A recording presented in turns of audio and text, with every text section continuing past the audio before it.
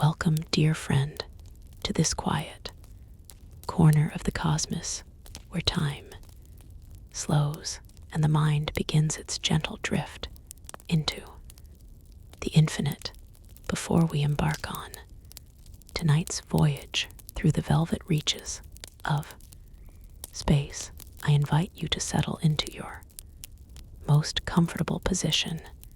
If you find peace in these journeys, please consider liking this video and subscribing to our channel to ensure we can continue exploring the stars together. I would love to hear from you in the comments below. Please share which city or country you are joining us from tonight, as it reminds us how we are all connected under the same vast sky. As you breathe deeply, feeling the weight of the day lift from your shoulders, let your imagination turn toward that very sky where a profound dance of opposites awaits your inner gaze. For as long as humanity has looked upward, we have been captivated by a striking contrast that defines our celestial perspective. To the unaided human eye, the night sky is a masterclass in duality, a silent conversation between the presence of brilliant light and the profound absence of it. We see the concentrated, piercing points of radiance that we recognize as stars and planets scattered like glowing embers across a hearth of infinite blackness. This visual dichotomy is our primary gateway into understanding the architecture of the universe, a binary language of the seen and the unseen that has shaped our myths and our measurements alike. In the earliest epochs of human observation, this duality was perceived as a permanent and unchanging stage. Ancient astronomers saw the stars as fixed lanterns hung upon a celestial sphere, while the darkness was merely the canvas upon which the cosmos had painted. There was no concept yet of the distances involved or the physical nature of the void. The darkness was not a thing in itself, but a backdrop, a shadow cast by the limitations of our own biology. This perception created a world where the light was the protagonist and the dark was the silence between the words, a fundamental split that governed our navigation and our calendars for millennia. Technically, what we perceive as this duality is the result of the inverse square law of light and the specific sensitivity of the human retina. The stars and planets are dense concentrations of matter and energy, sending out photons that travel across the vacuum to strike our eyes. However, the vast majority of the universe does not emit or reflect enough visible light for our biological sensors to detect. This creates the illusion of a stark boundary, while we see the concentrated fusion of distant suns. The intergalactic medium remains a mystery to the naked eye, appearing as a total vacuum of color and form. This perceived emptiness is a complex landscape of gravity and radiation, but to our limited sight, it remains the ultimate expression of nothingness, contrasting sharply with the white-hot intensity of stellar bodies. Imagine, if you will, standing upon the shore of a vast midnight ocean.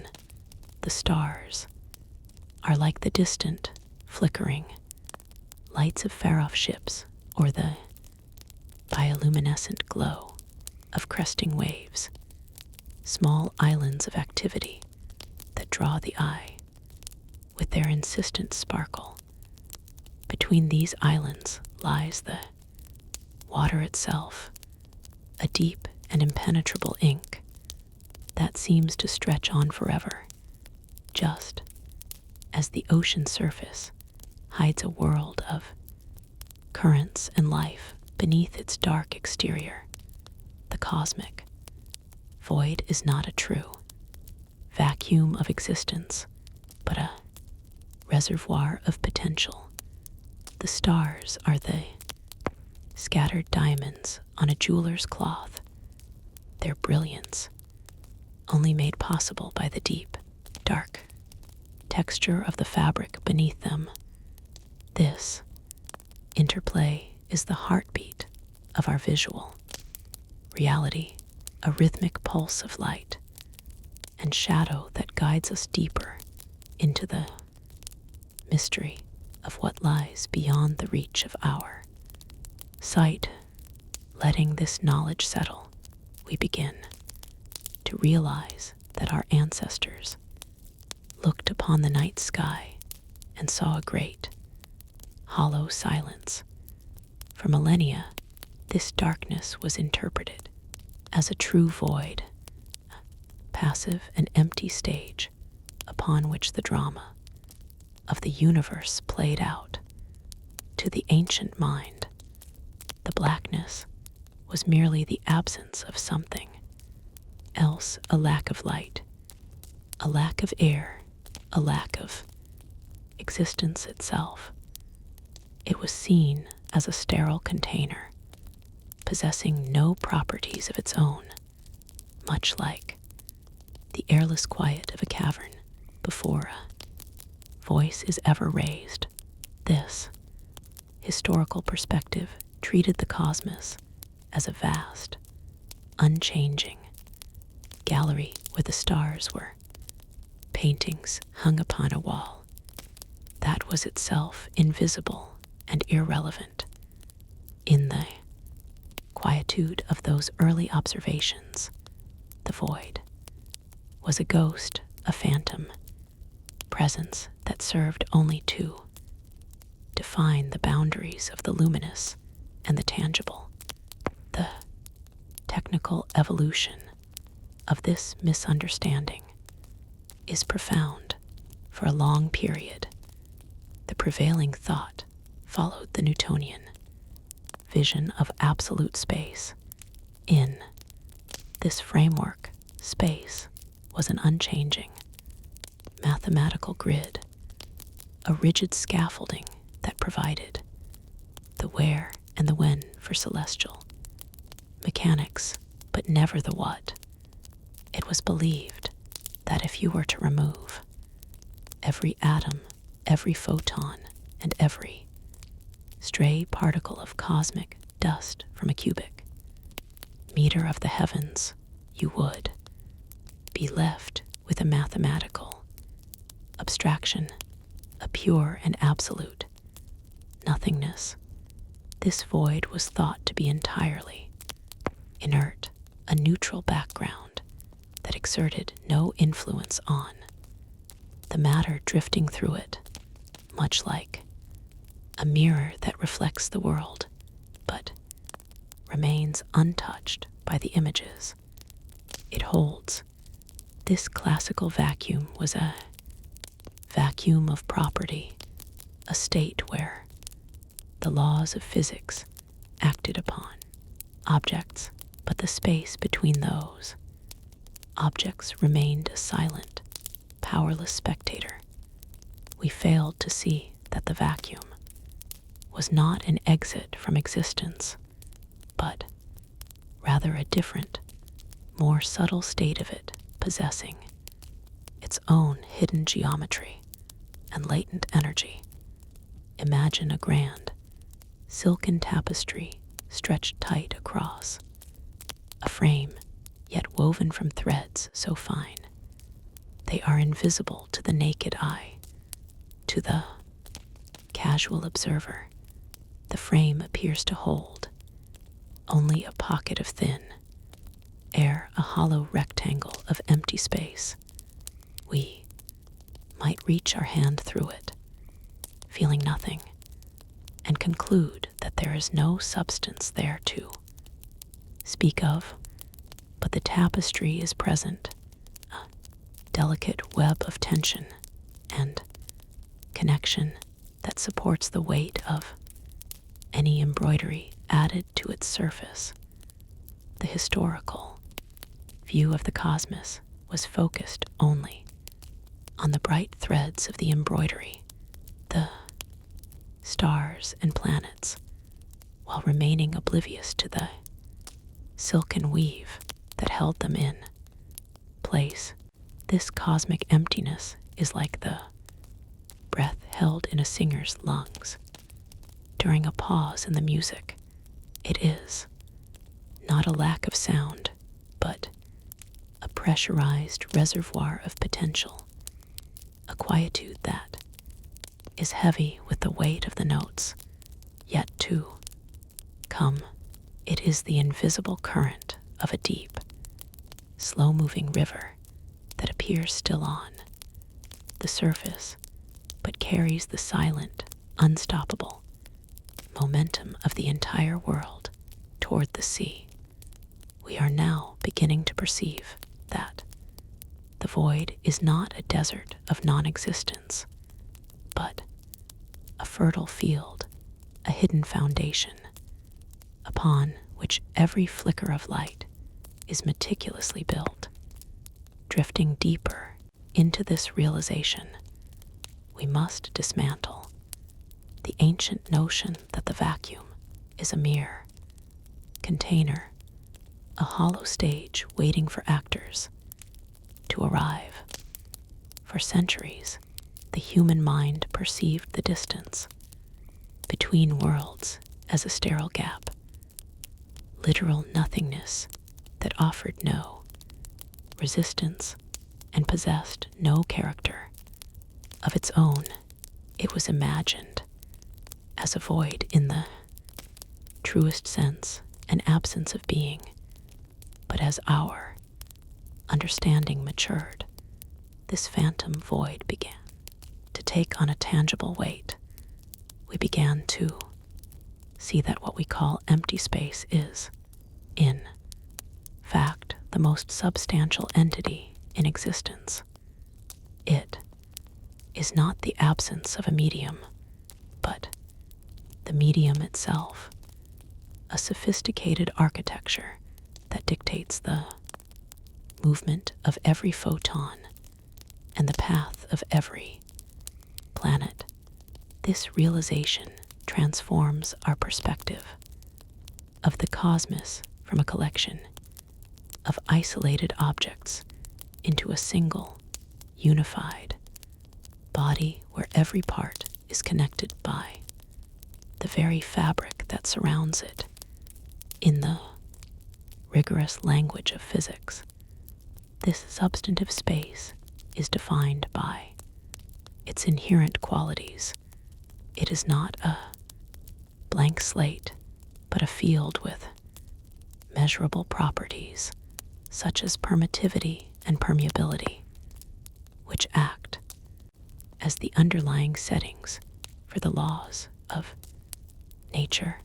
These constants determine how electric and magnetic fields interact and establish the maximum speed at which any signal can traverse the cosmos, even in the most remote regions of the universe, where not a single atom can be found. For miles, space is far from dormant. According to quantum field theory, the vacuum is a site of constant microscopic activity known as vacuum fluctuations. Here, pairs of particles and antiparticles are born and annihilated in the blink of an eye, drawing from the 0-point energy that permeates every cubic centimeter of the universe. Furthermore, the revolutionary insights of general relativity reveal that space is a flexible, geometric entity. It can be warped, stretched, and twisted by the presence of mass and energy. This means that space itself has a geometry. It is a physical player in the cosmic drama, curving to guide the stars in their orbits and rippling with gravitational waves when giants collide. To visualize this, imagine the universe not as a series of objects in a room, but as a vast, crystalline ocean of clear glass. If you were a creature living within this glass, you might only notice the flecks of dust or the bubbles trapped within it, believing the clear stretches between them to be nothing. Yet it is the glass itself that provides the structure, the pressure, and the very path through which light must bend. This substantive space is like a massive, invisible sponge, saturated with the potential for everything that exists. It is the tension in a tuned string, silent until plucked, but holding the inherent capability for music. Within its very fibers, it is a thick, transparent syrup that fills the cosmos, so perfectly clear that we forget its presence, yet so structurally sound that it anchors the galaxies in their slow, majestic rotations. We are moving through limitless, invisible reservoir of power, a medium that is more real and more enduring than the stars it supports. Letting this knowledge settle, we begin to perceive the universe not as a scattering of lights, but as a profound and solid sea of possibility, where even the stillness is made of something deep and ancient. Drifting deeper into this quietude, we come to recognize that the emptiness we once imagined is a misperception of our senses. Early observers of the night sky looked upon the dark patches between the stars as holes in the heavens, windows into a true nothingness where the Creator had simply forgotten to place a light. They called these regions coal sacks or dark nebulae, assuming they were literal. Voids, however, as our instruments sharpened, we learned that these shadows are not absences, but presences. They are the interstellar medium, a vast and subtle reservoir that permeates the galaxy. This medium is the very breath of the cosmos, a tenuous soup of gas and dust that bridges the impossible distances between suns. It is a presence so delicate that it defies our terrestrial definitions of substance. Technically, this interstellar medium is composed primarily of individual atoms and molecules of hydrogen and helium, seasoned with microscopic grains of carbon and silicates. While we might call it a gas, its density is staggeringly low. In the most vacant reaches of our galaxy, there may be only one atom of matter within a volume, the size of a sugar cube. To put this in perspective, the most sophisticated vacuum chambers created by human hands on Earth are crowded and bustling metropolises compared to the lonely, sparse architecture of the interstellar medium. Yet, because space is so vast, these individual particles add up to a monumental mass. This medium exists in various phases, from the cold, dense molecular clouds, where the temperature hovers just above absolute zero, to the blistering, ionized plasma, heated by the radiation of massive stars. It is a dynamic and shifting environment, constantly recycled through the life cycles of the stars themselves. Imagine walking through a grand, ancient library where the air is heavy with the scent of old parchment and the faint, shimmering dance of dust motes in a stray beam of sunlight. This is the interstellar medium, a ghostly haze that fills the room, unnoticed until the light catches it just right. It is like the soft, lingering perfume in an empty ballroom, a subtle reminder of a presence that has passed through and a promise of what is to come. It is a cosmic veil, a fine mist of stardust that softens the harsh glare of distant suns, reddening their light as it passes through, much like a sunset on a hazy summer evening. This celestial fog is the raw material of reality, a quiet, pervasive ocean of potentiality that cradles every star and planet in its gentle, unyielding embrace.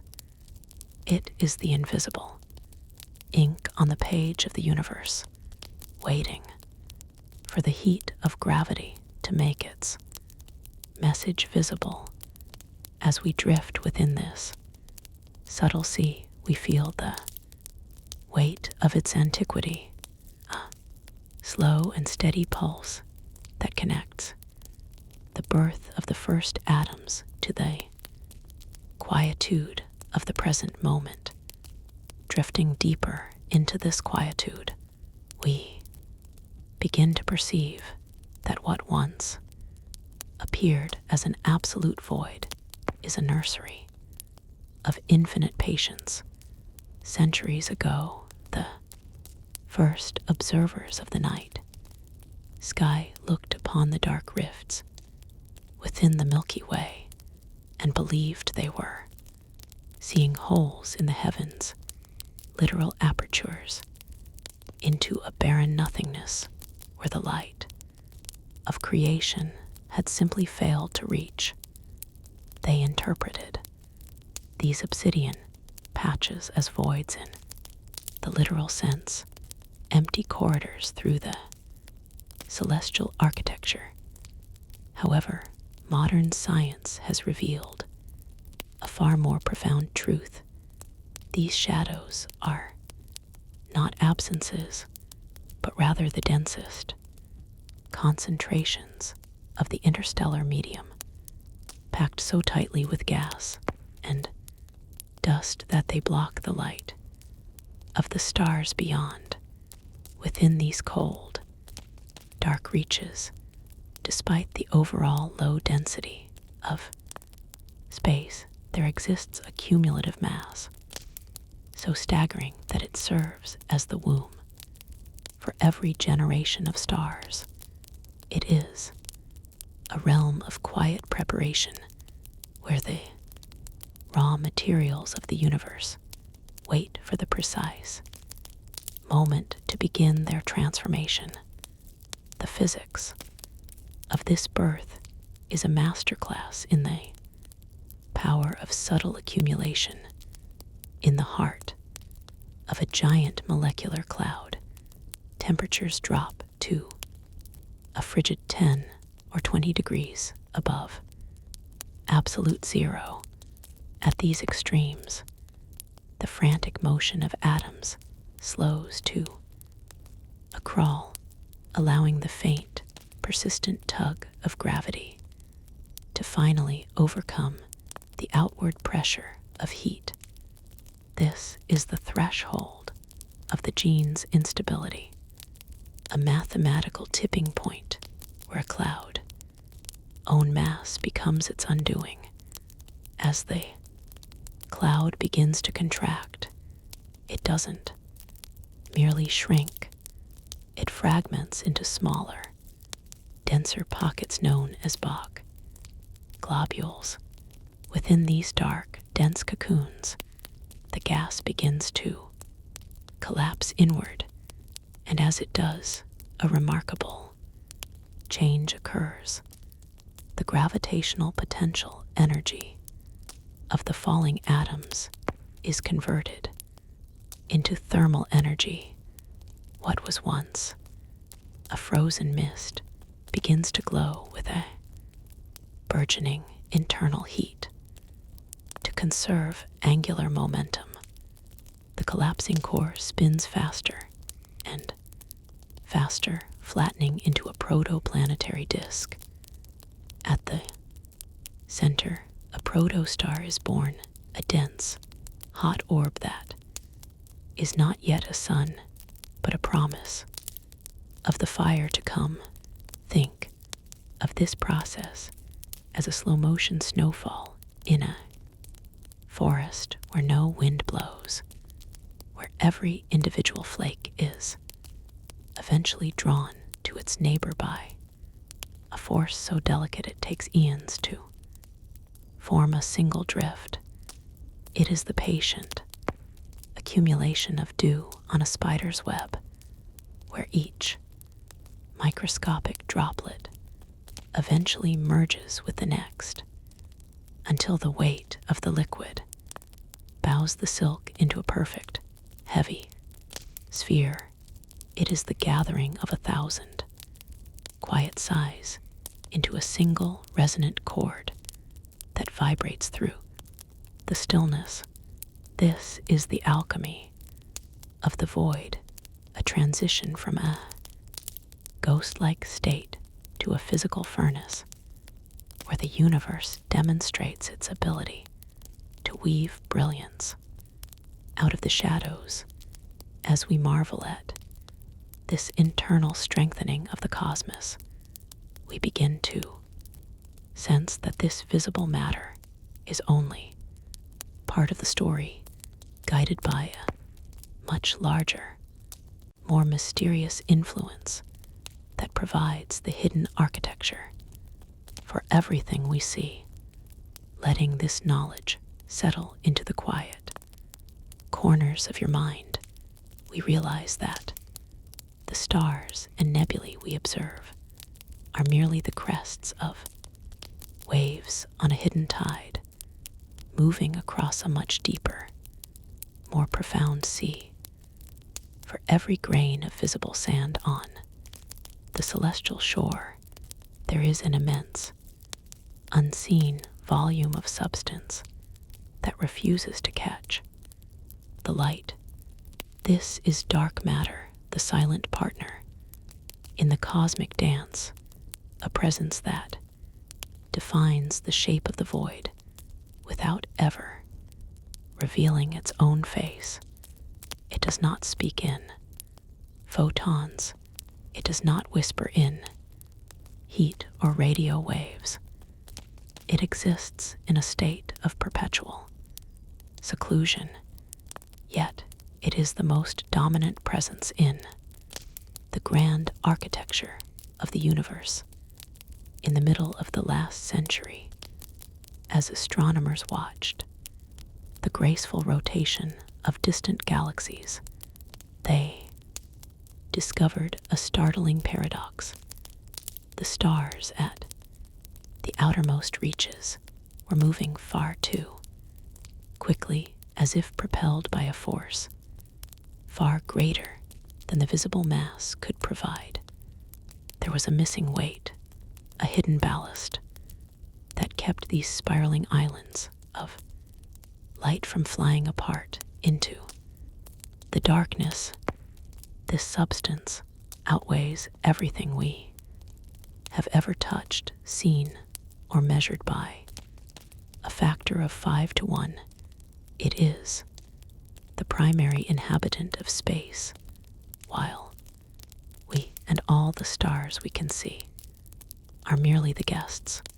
Consider the way a grand cathedral stands against the sky. The stones, the glass, and the carved wood are what draw the eye, but they are supported by a foundation and a structural logic that remains largely hidden from view.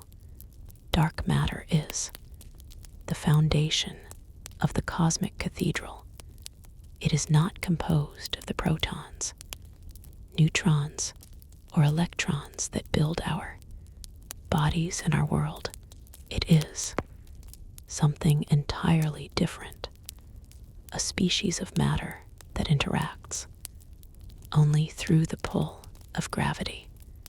It passes through the earth, through the mountains, and through our very chests, like a secret whispered through a crowded room, unnoticed and unhindered. It is the unseen skeleton of a mountain, providing the shape and the strength for the soil and snow to cling to. Without its steady, silent pull, the gas and dust we have studied would never have found the strength to coalesce into the galaxies we call home. It is like the intricate root system of a primordial forest where the towering trees are the only things visible to the casual observer, yet their stability and life are governed by a complex subterranean network that spans the entire floor of the world.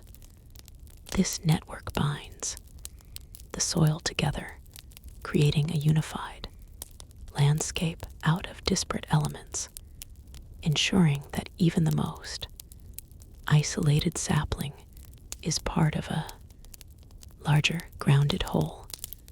Or perhaps it is the silent weight of a deep-sea anchor, unseen beneath the churning surface, that holds a vessel steady against the wandering currents of the deep.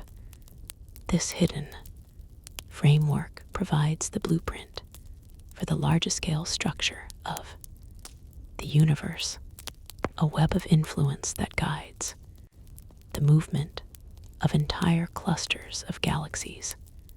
We are beginning to see that the light is merely the decoration on a much sturdier, darker frame, a luminous lace draped over a solid, silent sculpture that stretches across the infinite.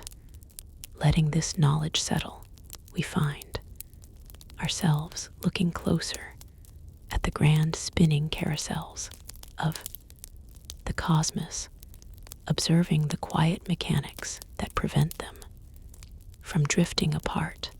In the middle of the 20th century, as we began to peer into the hearts of distant galaxies, a profound mystery emerged from the data.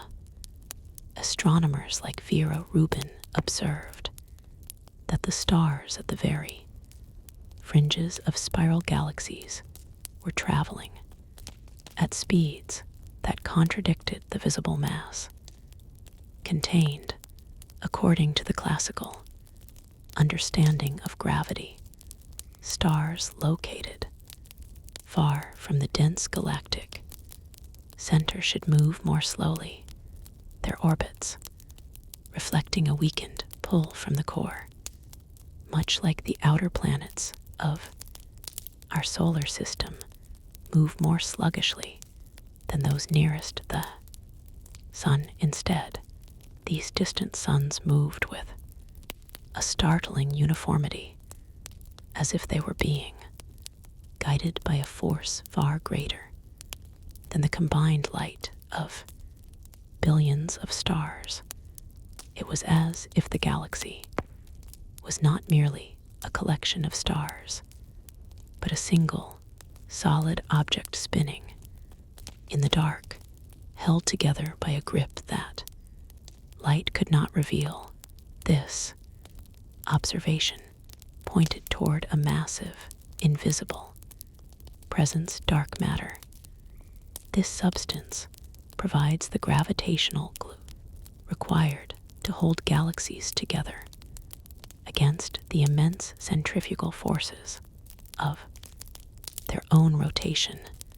If a galaxy were composed only of the matter we can see, the velocity of its rotation would cause it to disintegrate, flinging stars and gas clouds into the cold, empty reaches of intergalactic space. Dark matter provides an invisible harness of gravity that creates a deep well for luminous matter to gather.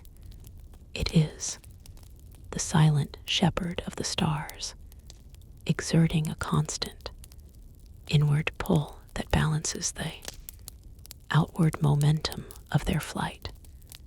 This interaction is the fundamental reason why the structure of the universe remains coherent, allowing for stable environments where solar systems can form. Consider the way a heavy velvet curtain might be weighted at the bottom with lead, shot unseen, but essential for keeping the fabric from fluttering wildly in a draft. Or perhaps it is like the hidden center of gravity within a gyroscope, an unseen force that keeps it centered even as it whirls. It is the unseen counterweight of a grand clock, whose silent descent provides the stability for the delicate hands that mark the passage of time. This dark mass is the quiet strength of a mountain range that holds the atmosphere against its slopes, or the way a thick forest floor absorbs the energy of a rushing wind. We are part of the unseen keel of a great vessel where the most important supports are those we cannot see. System of gravitational tethers that weave through the void, ensuring that the brilliant lights of the night sky remain gathered in their majestic, spiraling homes, protected from the centrifugal hunger of the infinite. Letting this knowledge settle into the quiet corners of your mind, we find that the void is even more restless than we first imagined. For decades, the collective wisdom of those who gaze at the heavens suggested a universe in gentle retreat, its initial explosive birth slowly being reined in by the patient tug of gravity. It was expected that the grand expansion would eventually reach a peak, perhaps even collapsing back into a singular point of warmth and light, but the stars whispered a different story. In the final decade of the 20th century, by measuring the light of dying suns in galaxies far across the reach of time, we discovered a startling acceleration. The cosmos is not merely expanding, it is fleeing from itself, driven by force that permeates every fold of the vacuum. This is dark energy, an enigmatic presence that constitutes nearly 70% of our reality, yet remains fundamentally distinct from the atoms and light we understand. In the technical heart of this mystery lies the concept of vacuum energy. Unlike a gas that loses pressure as it expands, the density of dark energy appears to remain constant, even as the volume of the universe increases. As new space is birthed between the clusters of galaxies, more of this energy appears, with it creating a feedback loop of repulsion. It is as if the very stage upon which the play of existence is performed is stretching its own floorboards, pushing the actors further into the wings. This energy does not cluster or clump like the dark matter we discussed. It is smooth, uniform, and relentless. It is the intrinsic cost of existence, a fundamental tension that exists simply because there is something rather than nothing. Imagine, if you will, a vast, invisible spring-loaded mechanism built into every cubic inch of emptiness, a subtle tension that waits for the gaps between objects to grow before exerting its strength. It is like an infinite loaf of rising bread where the yeast is the vacuum itself, constantly producing more volume from within its own substance. We might see it as a secret reservoir of pressure within a balloon that somehow inflates itself without the need for an external breath, or the relentless push of sap rising within an ancient, world-spanning tree, forcing the branches further apart. With each passing season, it is the silent, pervasive stretching of a canvas beneath a painter's brush, where the fabric grows faster than the artist can fill it with color. This dark energy is the quiet sigh of the vacuum, a persistent nudge that ensures the horizon is always retreating, a cosmic wind that carries the galaxies away on a tide of burgeoning space, leaving us to wonder at the sheer scale of the infinite growth occurring in the stillness. Letting this knowledge settle into the quiet of the mind, we begin to contemplate the ultimate horizon of this expansion, a concept that astronomers once viewed with a sense of distant curiosity, but now study with profound intensity. For decades, the fate of the cosmos was thought to be a simple choice between a slow fade into darkness, a dramatic collapse back into a singularity. Yet, as our measurements of the vacuum grew more precise, a third path emerged, one where the very fabric of existence is subjected to a tension so great it cannot be sustained. This is the specter of the Big Rip, a theoretical endpoint where the phantom energy of the void becomes the dominant force in the history of all things. In this scenario, dark energy is not merely a constant background hum, but a dynamic growing pressure that may one day overwhelm every other force in nature. If the density of this energy increases as the universe expands, it creates a feedback loop of accelerating acceleration. Eventually, the repulsive force of the vacuum surpasses the gravitational bonds that hold the great superclusters together.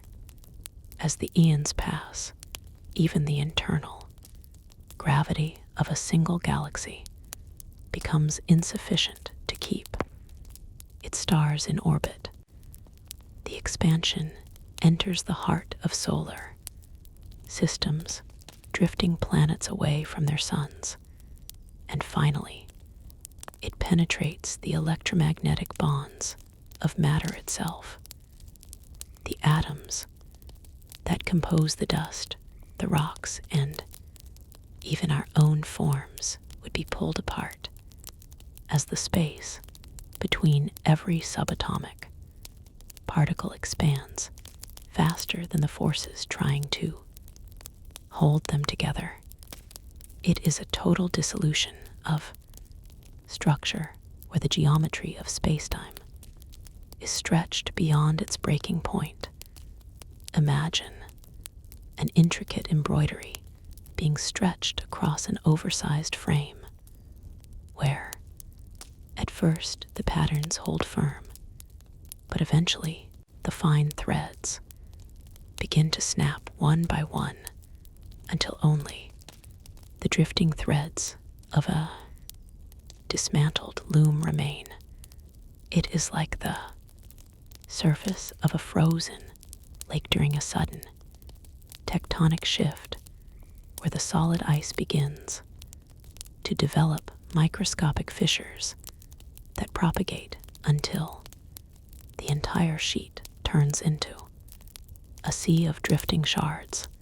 Think of it as an ancient scroll being pulled from both ends until the parchment frays, and the ink of history is lost in the tearing of the fibers. We might see it as the petals of a dandelion in the height of summer, where a breeze that began as a whisper grows into a relentless gale, lifting every seed and every silver filament until the central crown is left bare and the air is filled with the scattered remnants of what was once a singular bloom.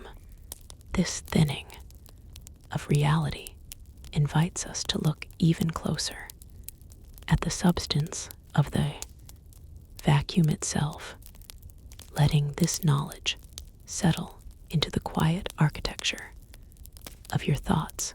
We find ourselves standing at the edge of a realization that transforms the very meaning of nothingness.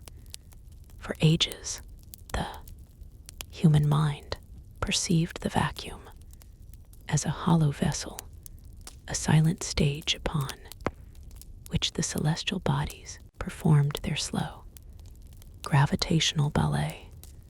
It was thought to be a passive container, devoid of character and empty of substance. However, as the tools of physics reached into the subatomic realm, this classical stillness began to dissolve. We discovered that the void is not a desert but a garden in a state of perpetual, invisible bloom.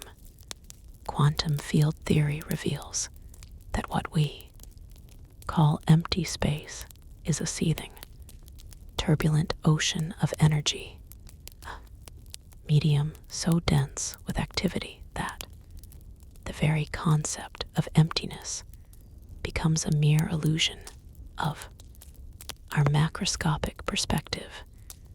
In this quantum landscape, the rules of the everyday world are replaced by the fluid dynamics of the infinitesimal. Here, the Heisenberg uncertainty principle acts as a cosmic law of fluctuations, allowing for the temporary borrowing of energy from the vacuum itself. This energy manifests as virtual particles, fleeting visitors that emerge from the field in pairs, dance for a trillionth of a second, and then annihilate one another, returning their essence to the void. This process occurs in every cubic centimeter of the universe, from the heart of a star to the vast, lonely stretches between galaxies. It is a fundamental agitation, a zero-point energy that remains even at absolute zero. The vacuum is a reservoir of infinite possibility, a restless sea where the waves are the fields themselves, and the foam is the constant creation and destruction of matter. Imagine this ocean as a vast, sun-drenched meadow filled with hidden crickets, where the sound of their chirping seems to come from everywhere and nowhere at once, a constant vibration that defines the space. It is like the shimmering heat haze above a desert road where the air itself seems to ripple and pulse, creating shapes that vanish the moment you try to fix your gaze upon them. Think of it as a grand, silent ballroom where the floor is made of mirrors, and for every fleeting second, 1,000 dancers appear in the reflection, twirling in perfect symmetry before fading back into the silver depths. We might see it as a field of wild poppies in a breeze, where each flower is a momentary surge of energy, bowing and rising in a rhythmic cycle that makes the entire landscape appear to breathe. It is the soft, rhythmic hum of a beehive heard from a distance, a collective energy that suggests a hidden order beneath the chaotic flickering. This vibrant texture of the vacuum, this seething ocean of virtual light and shadow, invites us to reconsider the very shape of the world, leading us toward the intricate, multidimensional structures that define the frontiers of geometry itself, drifting deeper into the microscopic architecture of the void. We find ourselves standing at the precipice of a new geometric frontier where the smooth surfaces of our everyday world dissolve into a more complex and mysterious reality. For centuries, we viewed space as an empty stage, a featureless backdrop upon which the drama of matter and light unfolded.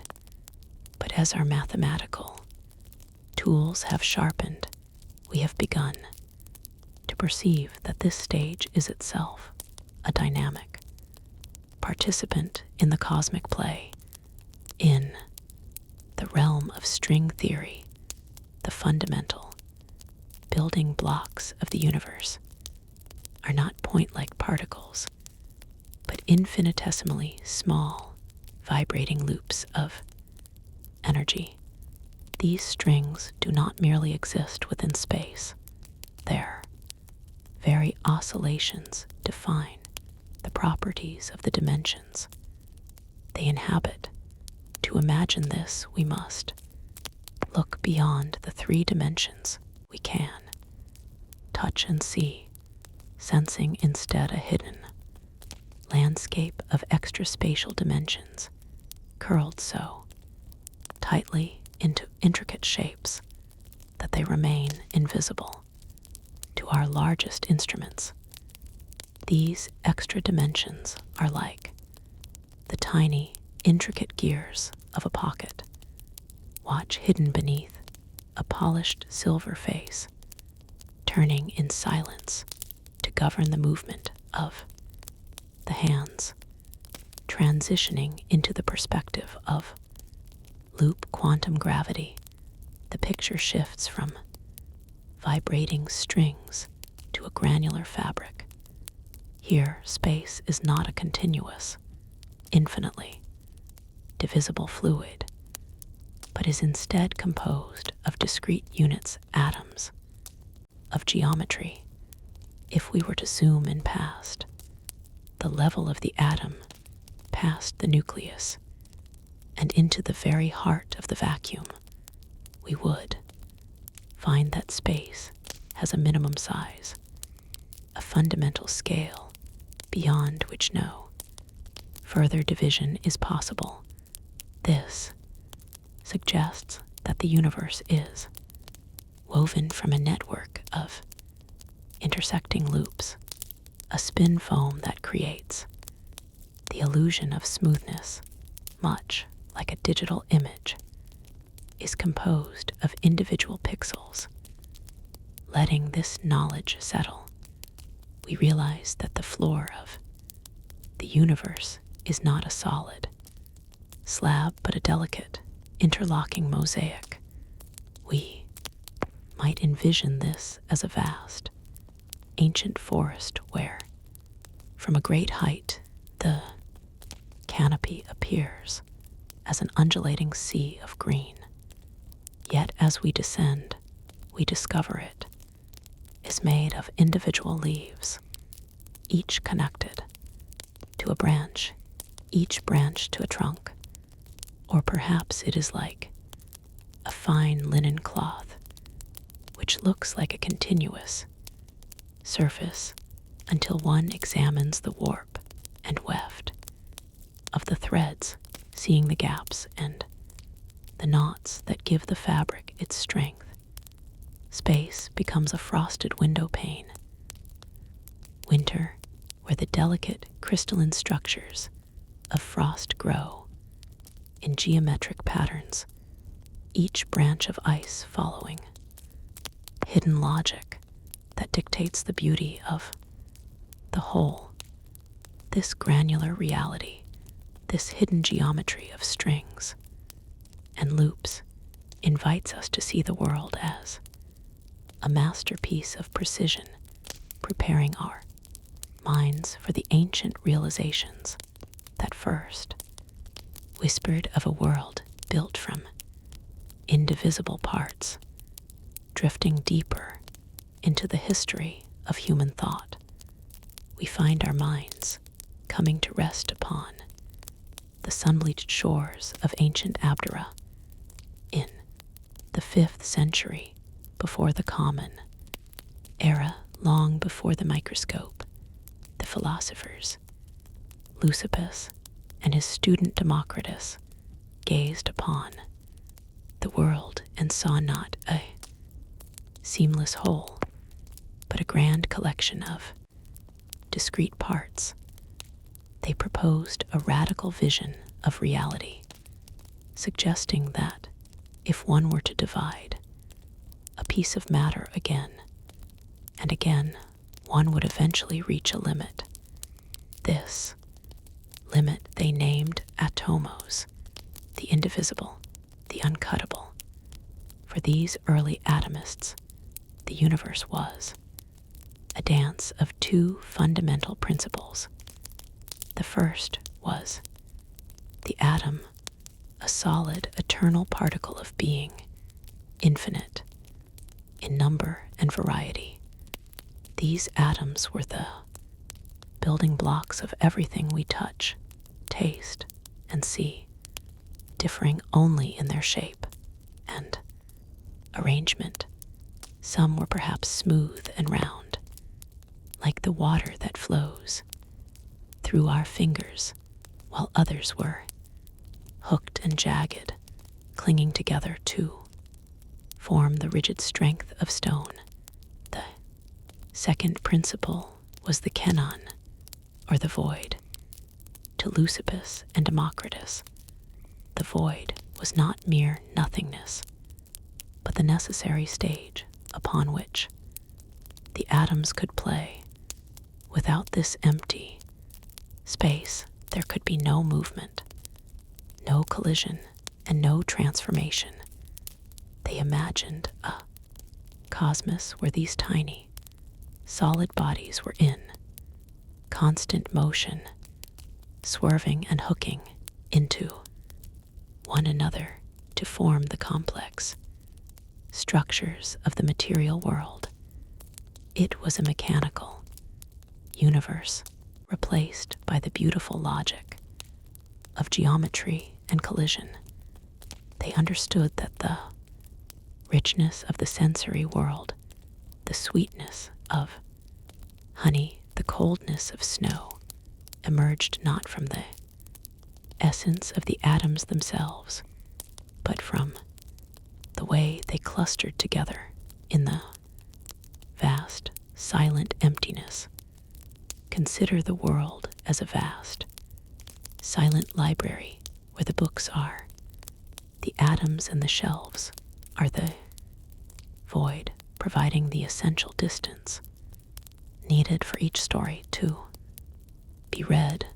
Or perhaps it is like a handful of dry poppy seeds being poured from one hand to another, each seed a perfect unit rolling over its neighbors, a fluid motion that belies its individual hardness. Reality becomes like a handful of fine, silver sand scattered across a dark marble floor where each grain is a world unto itself. Yet together they form patterns that shift with every breath of wind. It is like the arrangement of letters on a page where the meaning of a poem arises not from the ink alone, but from the precise placement of characters within the white space that surrounds them.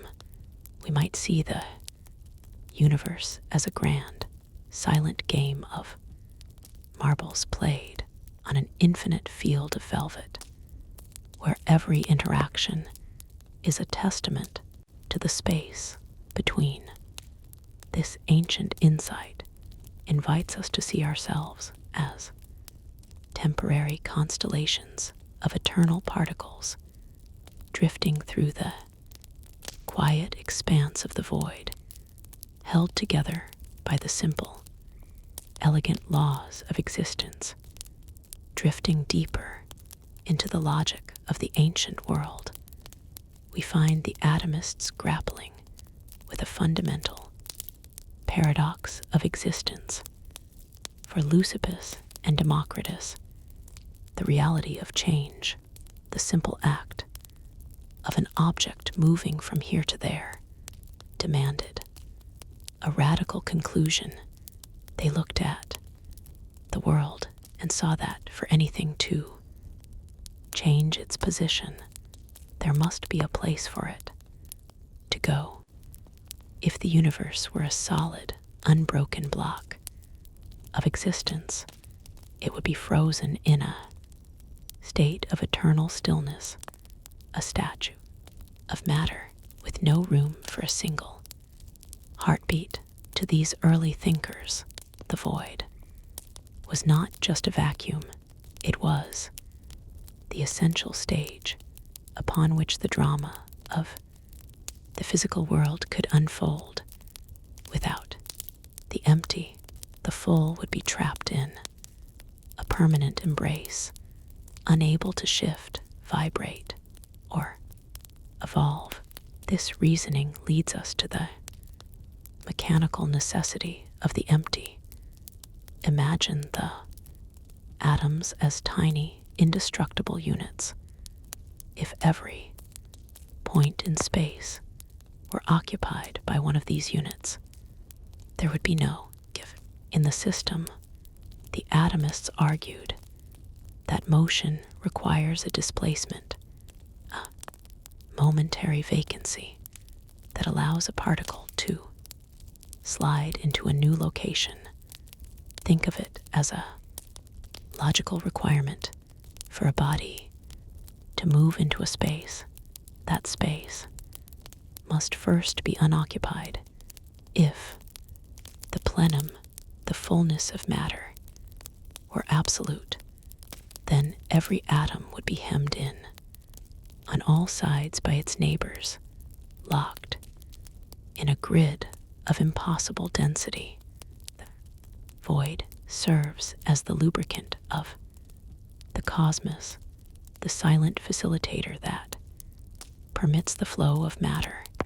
It is the gap that allows the sequence of cause and effect to proceed. Consider the way a crowd moves through a narrow street. If the street is packed shoulder to shoulder, no one can take a step forward. The entire mass is paralyzed by its own density. It is only when there is a pocket of air, a small clearing between people, that the movement can ripple through the group, allowing a single person to advance and creating a chain reaction of shifting positions. Or think of the sliding tile puzzles of our childhood, where a single empty square is the only thing that allows the other tiles to rearrange themselves into a picture.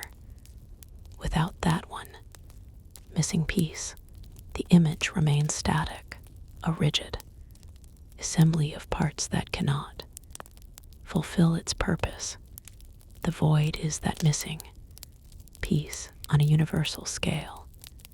It is like the space between the branches of a winter tree that allows the wind to whistle through without breaking the wood, or the tiny, necessary clearance between the teeth of a great wooden gear that prevents the mechanism from seizing under its own weight. We might visualize the universe as a vast, dark beehive, not filled with honey, but with the potential for flight, where the empty chambers are just as vital as the wax walls for the life of the colony.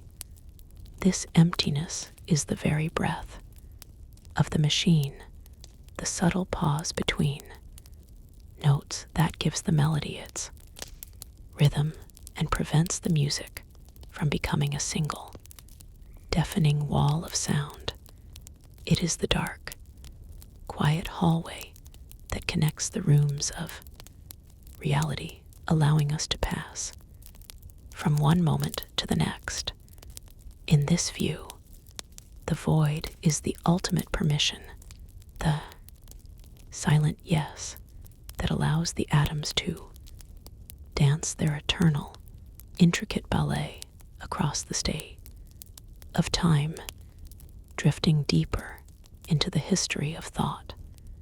We encounter the towering presence of Aristotle, who looked upon the night sky and saw not an empty theater, but a masterpiece of absolute fullness. For the philosopher of Stagira, the idea of a true void was a contradiction in terms, a logical phantom that could not exist within the orderly architecture of the cosmos. He envisioned a universe where every span of distance was accounted for, a world where the very concept of nothingness was a conceptual error. To Aristotle, the cosmos was a plenum, a term derived from the Greek for full, suggesting a reality that was saturated with substance from its most distant crystalline spheres down to the smallest pebble beneath our feet. This rejection of the vacuum was not merely a preference, but a foundational pillar of his physical system. Aristotle argued that motion itself required a medium to resist and facilitate the travel of objects. In his view, the speed of a falling body was inversely proportional to the density of the medium it traversed. If a void existed, a space with zero density, the speed of an object moving through it would theoretically become infinite, a mathematical absurdity that shattered the laws of nature. As he understood them, the universe must be entirely occupied. If you were to remove a handful of air, the surrounding elements would instantly rush in to heal the wound, maintaining the continuity of the whole. This led to the famous principle that nature abhors a vacuum, suggesting a cosmic pressure that ensures every crevice is inhabited by the breath of existence. Imagine the universe as a vast subterranean reservoir where every drop of water is pressed against another in a silent, heavy embrace. In this deep, lightless pool, there is no room for a bubble of air, no gap where the liquid does not reach. The pressure of the whole maintains the integrity of every part. We might see the cosmos as a dense, ancient forest where the canopy is so thick that the leaves of one tree are woven into the branches of the next, creating a single, unbroken roof of green that stretches to the horizon. There is no space between the life of the forest. It is a singular, breathing entity of wood and leaf. It is like a block of pure, unblemished marble, where the stone is continuous and solid, and any perceived gap is merely a different vein of color within the same unified mass. Or perhaps it is like the seamless tapestry of a frozen river, where the ice holds the water and the silt in a rigid, perfect stillness, leaving no room for the wind to penetrate. In this plenum, we are not isolated islands floating in a dark sea, but rather ripples moving through a great, invisible quilt of existence, where the fabric is never torn and the weave is so tight that not even the smallest thought could fall through the cracks. Everything is connected, touching, and held in a perpetual, crowded intimacy, like an infinite jar filled with fine silt, where every grain supports its neighbor in a silent, unmoving dance of total presence, drifting deeper into the logic of the ancient world. We find ourselves walking beside the stagirite in the shaded groves of the Lyceum. For Aristotle, the universe was not a place of chaotic chance, but a structured hierarchy governed by the necessity of balance. He looked at the world and saw that movement was never a solitary act. It was a dialogue between the mover and the medium. To him, the idea of an empty void was not just a physical impossibility, but a logical contradiction that would unravel the very fabric of time and measure. He reasoned that for any object to transition from one point to another, it must contend with the world around it, pushing through the air, the water, or the subtle ether that fills the spaces between the stars. His kinematic argument rested on a simple yet profound observation of the natural world. He posited that the speed of a falling body or a thrown stone was directly determined by the force propelling it and the resistance of the medium through which it traveled. In his view, if you were to thin the air, the object would move faster.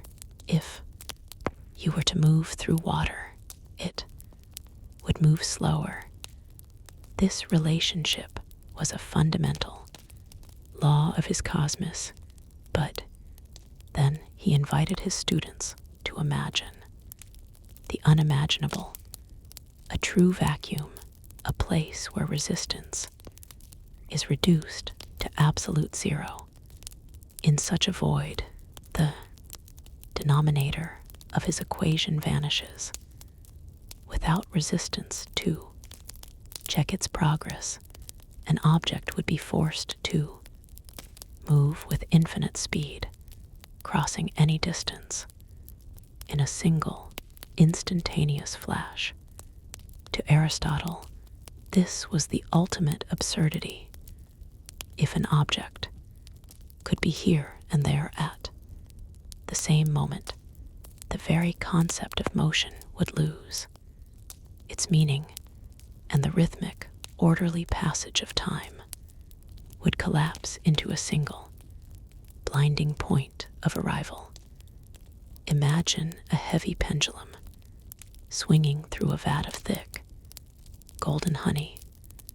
The honey clings to the brass weight, demanding effort and time for every inch of progress, creating a slow, rhythmic pulse that defines the moment. Now, imagine the honey thinning into water, then into a light mist, each transition allowing the pendulum to swing with more freedom and grace. But in Aristotle's mind, a vacuum would be like removing the medium entirely, causing the pendulum to exist at both ends of its arc, simultaneously shattering the measured heartbeat of the world. It would be like a runner on a track where the air offers no embrace, launched forward not into a race, but into an instantaneous jump that bypasses the journey altogether. Or perhaps it is like a master painter trying to stroke a brush across a canvas that has no surface. Without the resistance of the fibers, the color would not spread, but would simply vanish into the impossible. He saw the medium as the very thing that gives motion its reality, much like the way the resistance of a violin string allows the bow to create a note. Without that resistance, there is only silence. The world must be full, because only in a plenum can the universe maintain its steady, deliberate pace, moving with the dignity of a great river that knows its banks, rather than the impossible flash of a lightning bolt that has no path to follow. Letting this knowledge settle like the soft weight of a blanket at the end of a long day, we lean into the ancient wisdom of horror, vacui, the belief that nature itself feels a profound aversion into the void. Aristotle looked upon the world and saw plenum, a space so perfectly and utterly filled that not even the smallest needle point of nothingness could exist. To him, the universe was like an endless, shimmering quilt of fallen leaves on a forest floor, where if one were lifted, the surrounding ones would instantly shift, sliding into place to ensure the earth beneath remains hidden. This was not a mere preference, but a structural necessity.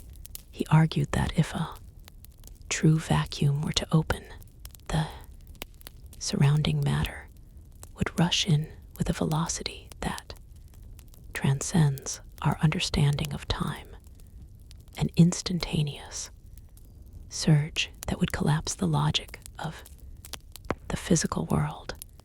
In the Aristotelian mind, the presence of a medium is the very anchor of reality. Without it, the laws of motion would unravel into a series of impossible paradoxes. He envisioned the cosmos as a tightly packed crowd of clouds at sunset, where each golden vapor presses against its neighbor, creating a continuous tapestry of color that knows no breaks. If you were to try and pull a piece of this fabric away, the rest of the universe would exert a gentle but relentless pressure to mend the gap. This cosmic pressure acts like the perfectly fitted stones of an ancient archway, where each block relies on the presence of the others to maintain its position and purpose. There is no room for a missing piece, for the moment one is removed, the weight of the entire structure demands an immediate replacement.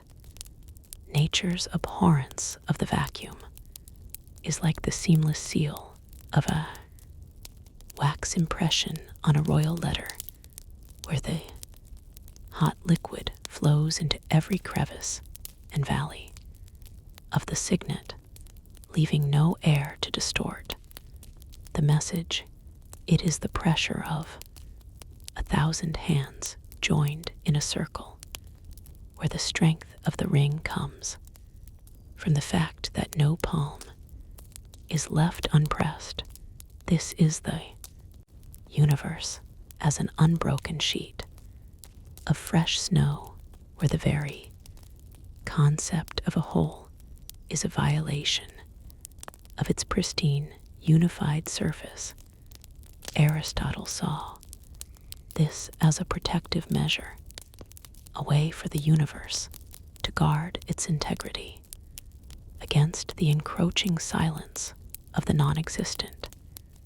Imagine the surface of a deep, still well. If a single drop is taken away, the water does not leave a hole, but ripples inward, a quiet and graceful reconciliation that restores the unbroken skin of a ripening fruit. He believed that the density of the medium provides the necessary friction to define our experience of time and space. Without the air to push against or the water to swim through, everything would happen at once, a chaotic flash without duration. Thus, the world remains full, much like the interlocking petals of a rosebud that protect the core from the cold. In this vision, the world is a masterpiece of density and presence, a place where every sigh and every movement is supported by the reassuring touch of the surrounding air. ensuring that we are never truly alone in the dark, but always held within the thick, warm embrace of a universe that refuses to let go. It is a world where the tightly woven silk of a spider's web catches every vibration, because there is no gap through which a tremor might fall and be lost. Drifting deeper into this landscape of eternal presence, we encounter the curious ways our ancestors interpreted the movement of the waters before we understood the weight of the air above us, the rising of a stream within a suction pump was seen not as a result of external force, but as a desperate act of preservation by nature itself. The pump, a tool of human ingenuity, was thought to create a momentary crisis in the order of the world, a void, a forbidden gap in the fabric of being. When a miner or a gardener pulled the handle of a pump, they were lifting a piston, and in that space, beneath the wood and leather, a terrifying nothingness threatened to emerge. To the pre-scientific mind, the universe reacted with an almost sentient urgency. It was the horror vacui, the belief that nature would go to any lengths to avoid the existence of a vacuum. The water did not rise because it was pushed by an invisible atmosphere. It rose because it was pulled by the void's own non-existence. The vacuum was viewed as an active, hungry throat, drawing the liquid upward to fill the wound before the silence of the nothingness could take hold. It was a mechanical reflex of a world that demanded to be whole.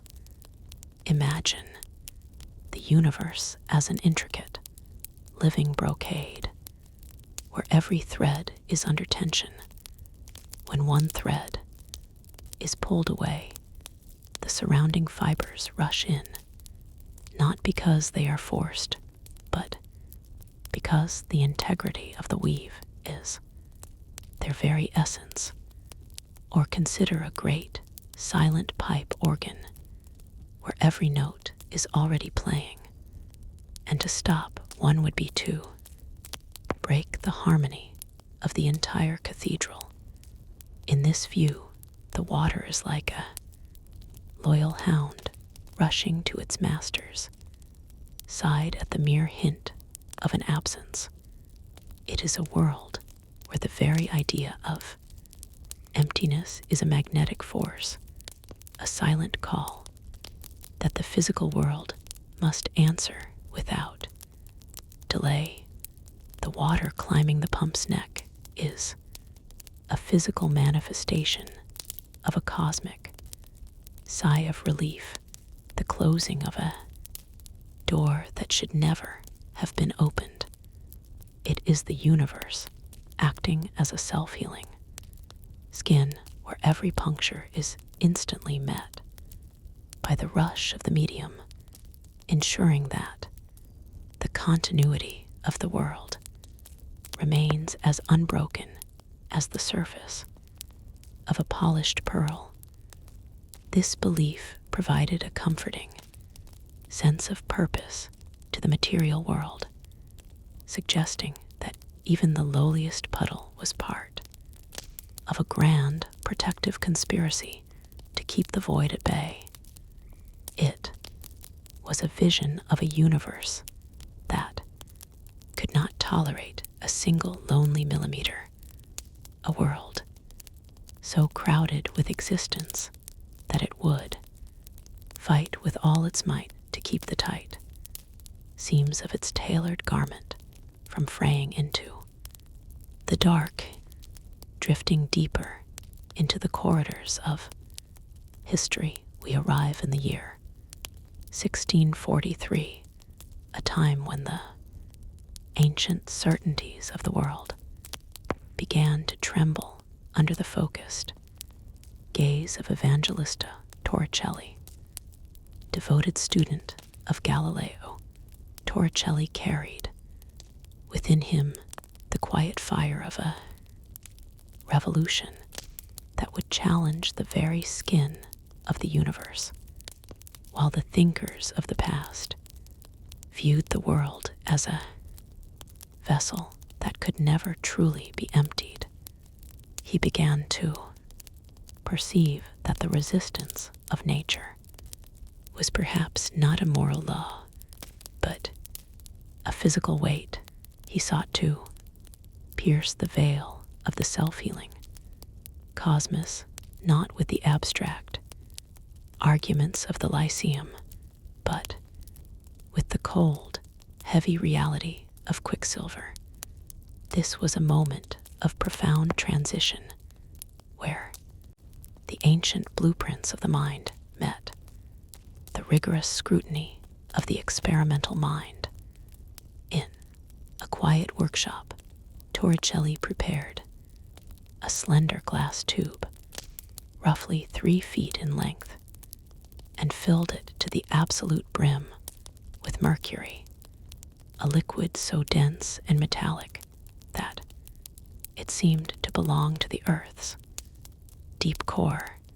He sealed the open end with a finger and inverted the tube into a basin also filled with the shimmering metal, according to the long-standing belief that the universe would move mountains to prevent a single millimeter of emptiness.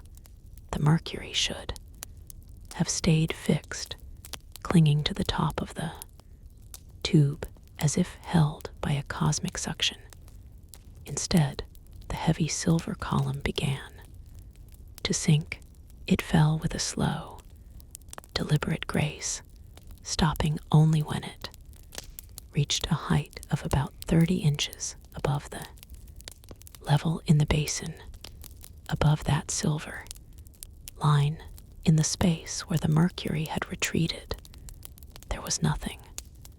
No air, no mist, no light-bearing medium. It was a pocket of the primordial void, captured within a glass cage.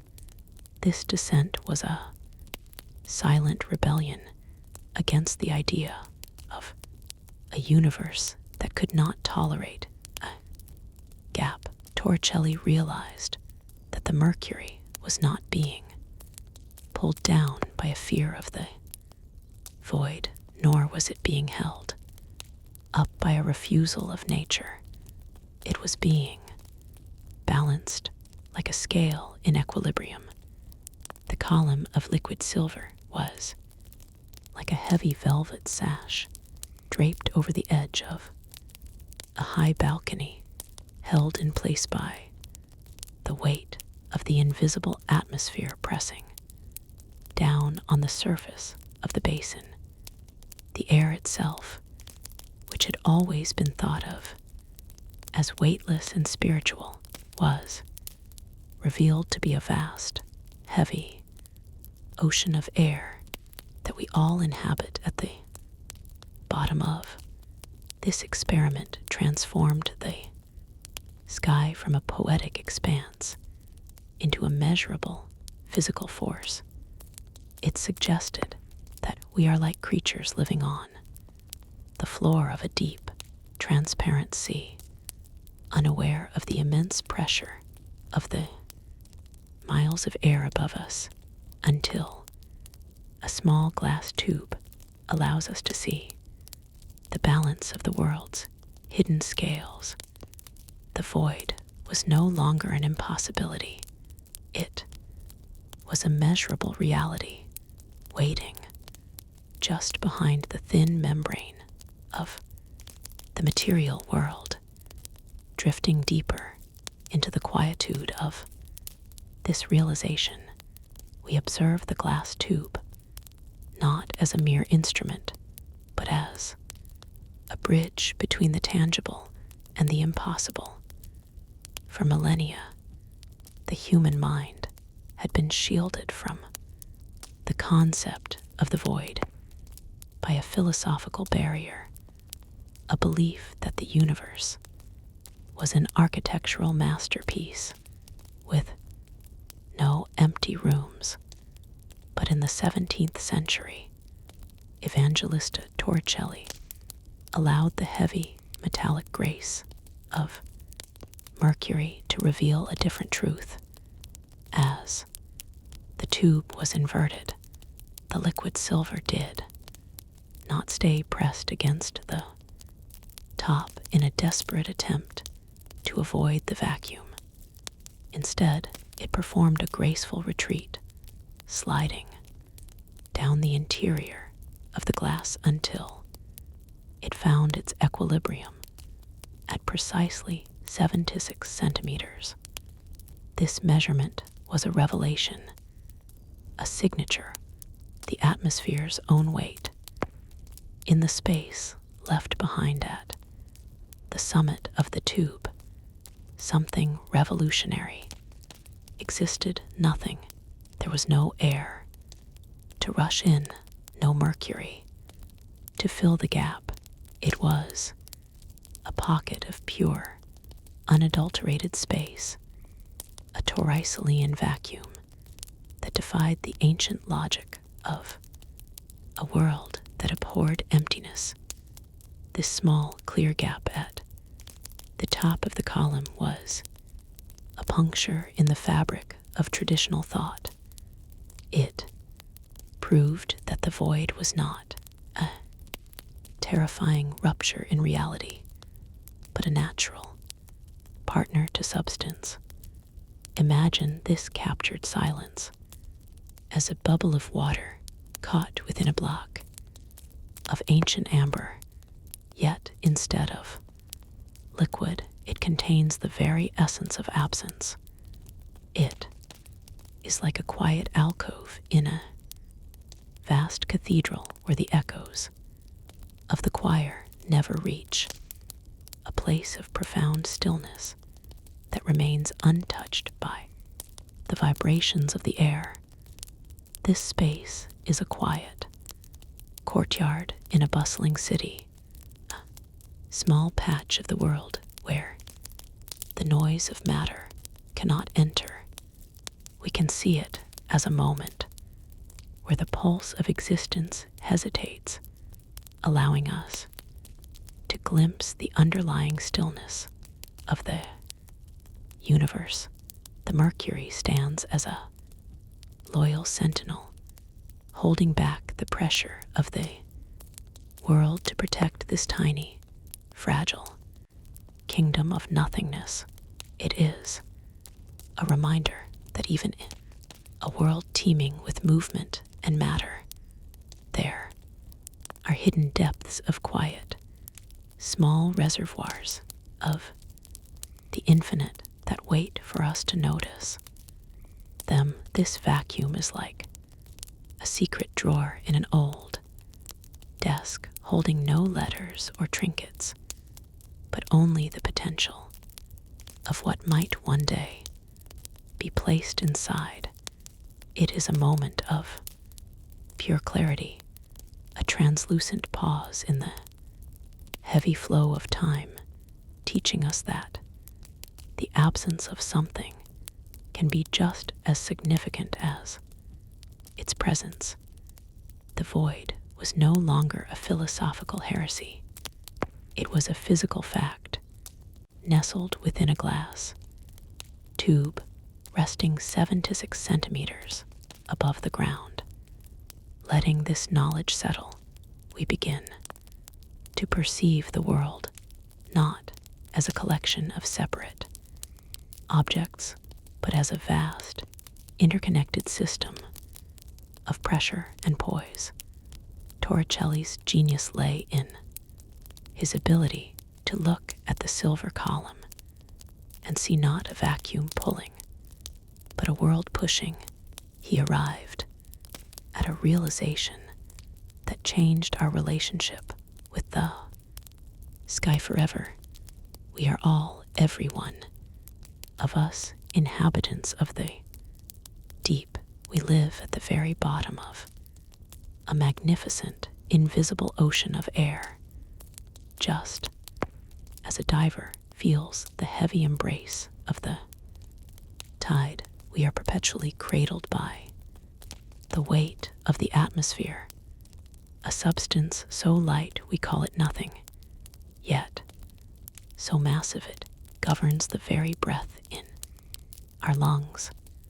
This realization stripped away the illusion of the sky as a mere emptiness and replaced it with the understanding of a physical, tangible medium that exerts a constant, quiet force upon everything it touches. The technical reality is a dance of equilibrium. Imagine the basin of Mercury as a surface sensitive to the slightest touch. Above it, the atmosphere extends for leagues, an invisible mountain of breath, reaching toward the edge of the stars. This air has mass. It is pulled toward the earth by gravity, creating a relentless downward pressure. This pressure acts like a steady, heavy hand pressing onto the open pool of mercury, because the mercury inside the glass tube has no air above it to push back. The pressure from the outside forces the liquid upward until the weight of the mercury column itself becomes exactly equal to the weight of the air outside. The 76 centimeters of silver is a precise measurement of the sky's own burden. It is a scale where one side holds a slender thread of metal and the other holds the entire height of the world's atmosphere. This concept transforms the sky from a hollow expanse into a physical, heavy presence. It is as if we are walking through a forest of invisible columns, each one supporting the roof of the world. The air is no longer a mere transparency. It is a thick, protective layer, a heavy quilt of molecules that shields us and binds us to the earth. We move through this density with the grace of creatures designed for the depths, unaware of the tons of pressure resting on our shoulders, because it is balanced within us and around us. This ocean of air is a silent companion, a constant pressure that keeps our oceans from boiling away and our lives from dissolving into the cold dark. It is the unseen weight of 1,000 summers, the collective sigh of the planet pressing down with a gentle, necessary force that keeps the silver sentinel standing tall. In its glass tower, we are tethered to the ground, not just by gravity, but by the very medium that gives us life, a heavy, fluid sky that holds us close to the earth's warm heart. Drifting deeper into the mechanics of this unseen world, we encounter the brilliant intuition of Blaise Pascal, a mind that looked at the silver liquid in the glass tube and saw not just a measurement, but a map of the heavens. He realized that if the atmosphere truly possessed a physical weight, then its pressure could not be a uniform constant, across the face of the earth. Instead, it must be a variable dictated by the geometry of our position within the vertical expanse. Pascal reasoned with the clarity of a mathematician that we are living at the base of a grand, invisible architecture, and just as a deep-sea voyager feels the thick press of the brine lesson as they ascend toward the light, so too must the weight of the air diminish as we climb toward the stars. This was a revolutionary departure from the ancient belief that space was a singular, unchanging void. It suggested that the sky was a layered substance, a graduated presence that grows leaner and more ethereal with every step we take toward the clouds. The hypothesis was elegant in its simplicity. If the column of air above us is the source of the pressure that holds the mercury aloft, then shortening that column must inevitably lower the silver line. To ascend a mountain is to step out from under a portion of the atmosphere's burden, leaving behind the heavy layers that press upon the valleys and the plains. Pascal envisioned the air as sheaves of sundried papyrus piled high upon the floor of the world. At the bottom, the sheets are compressed by the sheer number of those resting above them, their fibers squeezed tight and dense. But as one reaches for the top of the stack, the pressure eases, the material becomes loftier, and the weight becomes a mere whisper of what it once was. This tapering summit of a forgotten obelisk made of breath and nitrogen implies a world where the very air we breathe is a finite resource, thinning into nothingness as it reaches for the cold periphery of the void. It is the gradual fading of a charcoal sketch, where the lines are bold and dark at the base, but grow faint and translucent as the artist's hand moves upward. We move through this gradient of existence, unaware that, with every hill we crest, the sky is letting go of its hold on us just a fraction. This dissipating steam from a morning tea as it rises into the kitchen air describes the transition from the heavy, life-giving density of our homes to the rarefied, ghostly atmosphere of the peaks. It is the diminishing echoes of a bell ringing in a distant valley, the sound losing its substance as it travels upward into the thinning blue. Pascal thought was a bridge between the earthbound and the cosmic, suggesting that the weight of a giant's shadow is matched by the lightening of the air above its peak, an unraveling hem of a celestial robe that marks the boundary between the world of matter and the silent kingdom of the stars. Drifting deeper into the history of this invisible weight, we find ourselves at the base of the Puy de Dôme in the year 1648.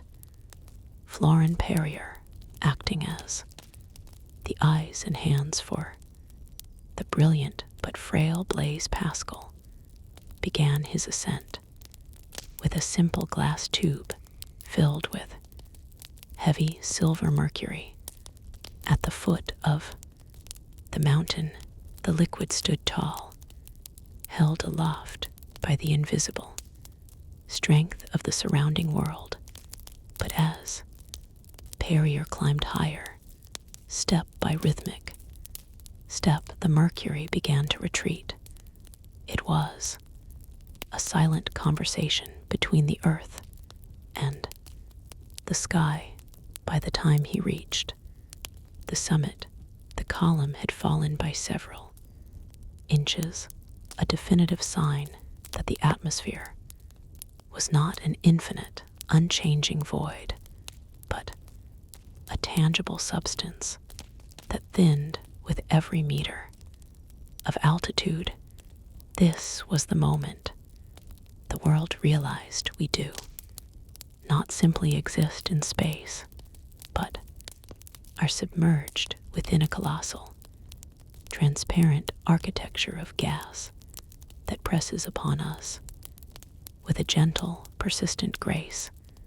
The drop in mercury was the first measurement of the sky's own exhaustion, a proof that the air has a finite reach.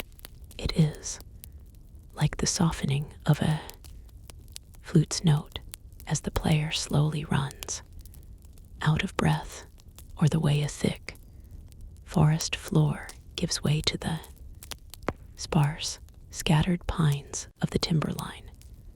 As we rise, the density of our reality begins to fray, much like the thinning ink of a tired scribe, as the pen moves across the final lines of a long manuscript. This experiment showed us that the void is not a distant stranger, but a neighbor waiting just above the clouds, separated from us only by the thinning layers of our own breath. It is the slow loosening of a corset around the ribs of the world, allowing the mercury to settle back into its bowl as the weight of the heavens is lifted. We are witnessing the shallowing of a celestial tide where the heavy protective layers of the atmosphere pull back to reveal the stark, quiet stones of the vacuum. This realization brings a profound sense of lightness, a feeling that as we reach for the stars, the universe itself is stepping aside to make room for our ascent, shedding its density like a traveler discarding a heavy cloak at the end of a long journey. It is the gentle shedding of a serpent's skin, leaving behind the heavy scales of the lowlands for the sleek, unburdened freedom of the peaks. We feel the receding warmth of a hearth as we walk into a long, cool hallway, the air losing its thickness but gaining a crystalline clarity. Every inch the mercury fell was a word, written in the language of the void, telling us that the sky is a finite blanket, and that beyond its fraying edges of a well-worn map lies the infinite, quiet dark. It is the quiet subsidence of a spent wave on a flat beach, leaving the sand damp but free of the water's heavy pull, drifting deeper into the quietude of this understanding. We find that just as the air thins into the void, our perception of the very light that traverses that emptiness began to transform, shifting from a rain of silver needles into something far more fluid and rhythmic. By the early years of the 19th century, the classical view of light as a stream of discrete particles began to fray at the edges, replaced by by a vision of celestial harmony. Thomas Young, through his elegant experiments, demonstrated that when light is forced through two narrow gateways, it does not act like a hail of stones. Instead, it behaves like a living pulse. He observed interference, a phenomenon where light waves overlap and intertwine, creating a rhythmic pattern of reinforcement and cancellation, where the crest of one wave met the crest of another. The light surged with renewed brilliance, but where a crest met a trough, they surrendered to a momentary, peaceful shadow. This was the unmistakable signature of a wave, a revelation that light possesses a shared, collective identity rather than existing as a collection of solitary travelers. Augustin Jean Fresnel further deepened this mystery, providing the mathematical architecture to show how light could bend and wrap around obstacles.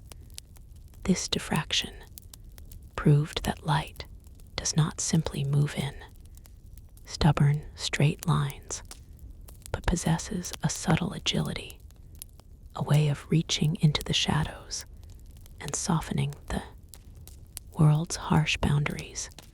It was as if the universe had revealed itself to be a vast, resonant instrument, and light was the vibration of its strings.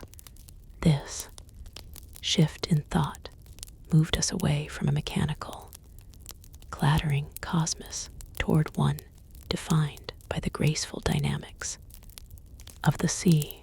It is like the overlapping songs of two distant church bells whose notes meet in the cool evening air to create a third ghostly resonance that neither could produce alone.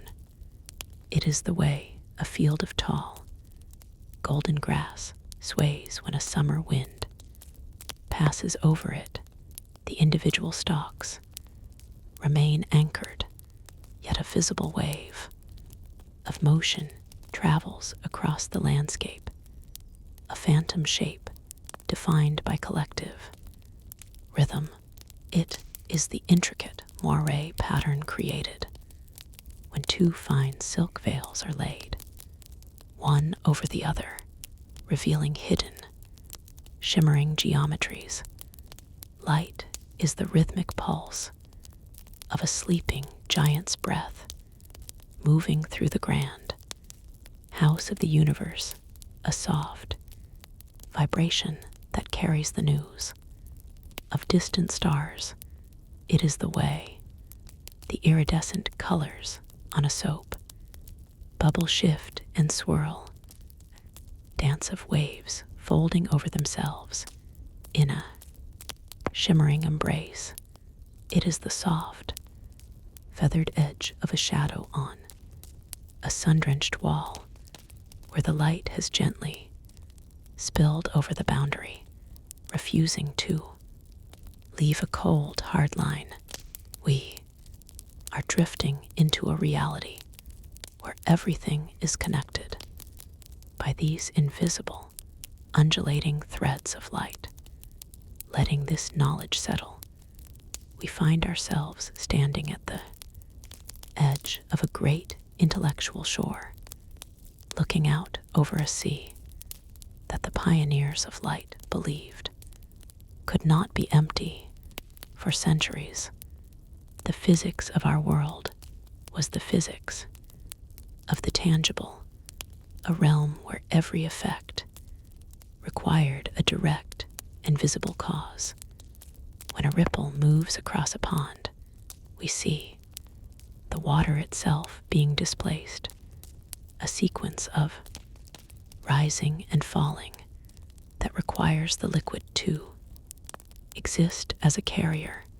When the low, moan of a distant cello reaches our ears. It is the air that serves as the faithful messenger, a physical crowding and thinning of molecules that carries the melody through the room.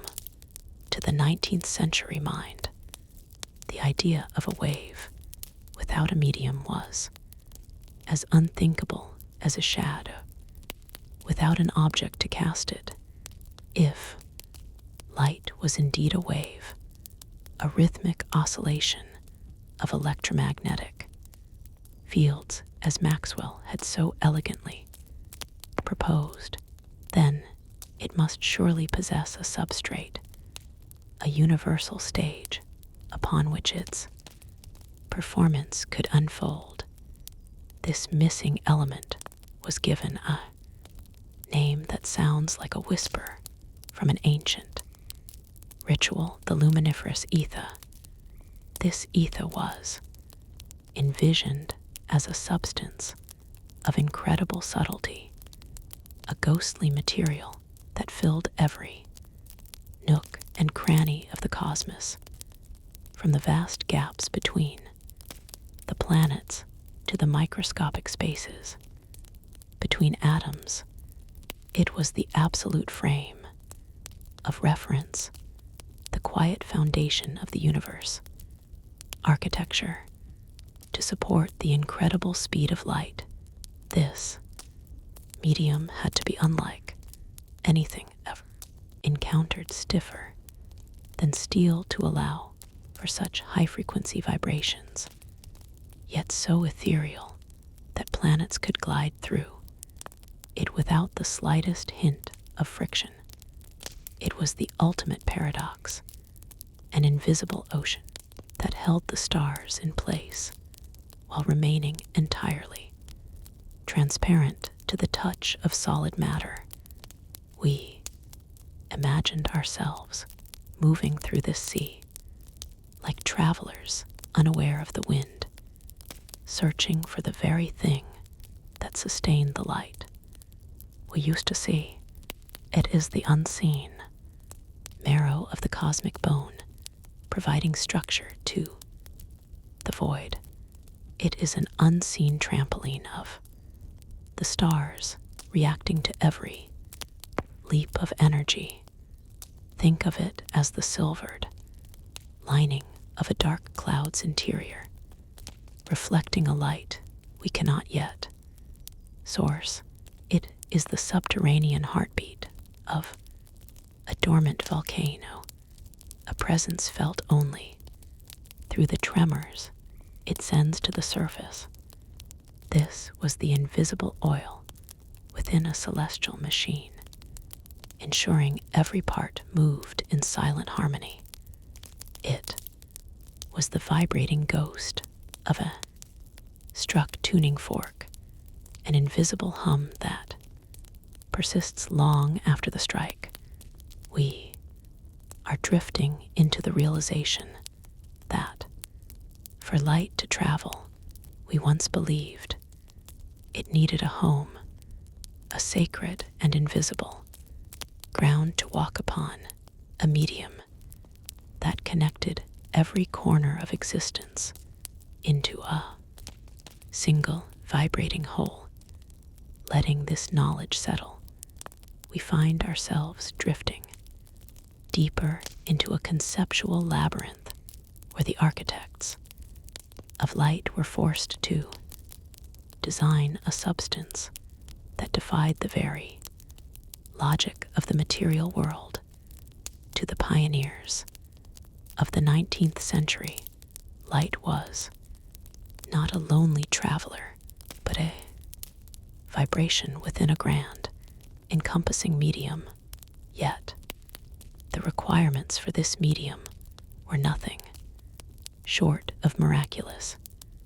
For light to race across the cosmos at the dizzying speed of 300,000 kilometers per second, the ether had to be more rigid than the finest tempered steel.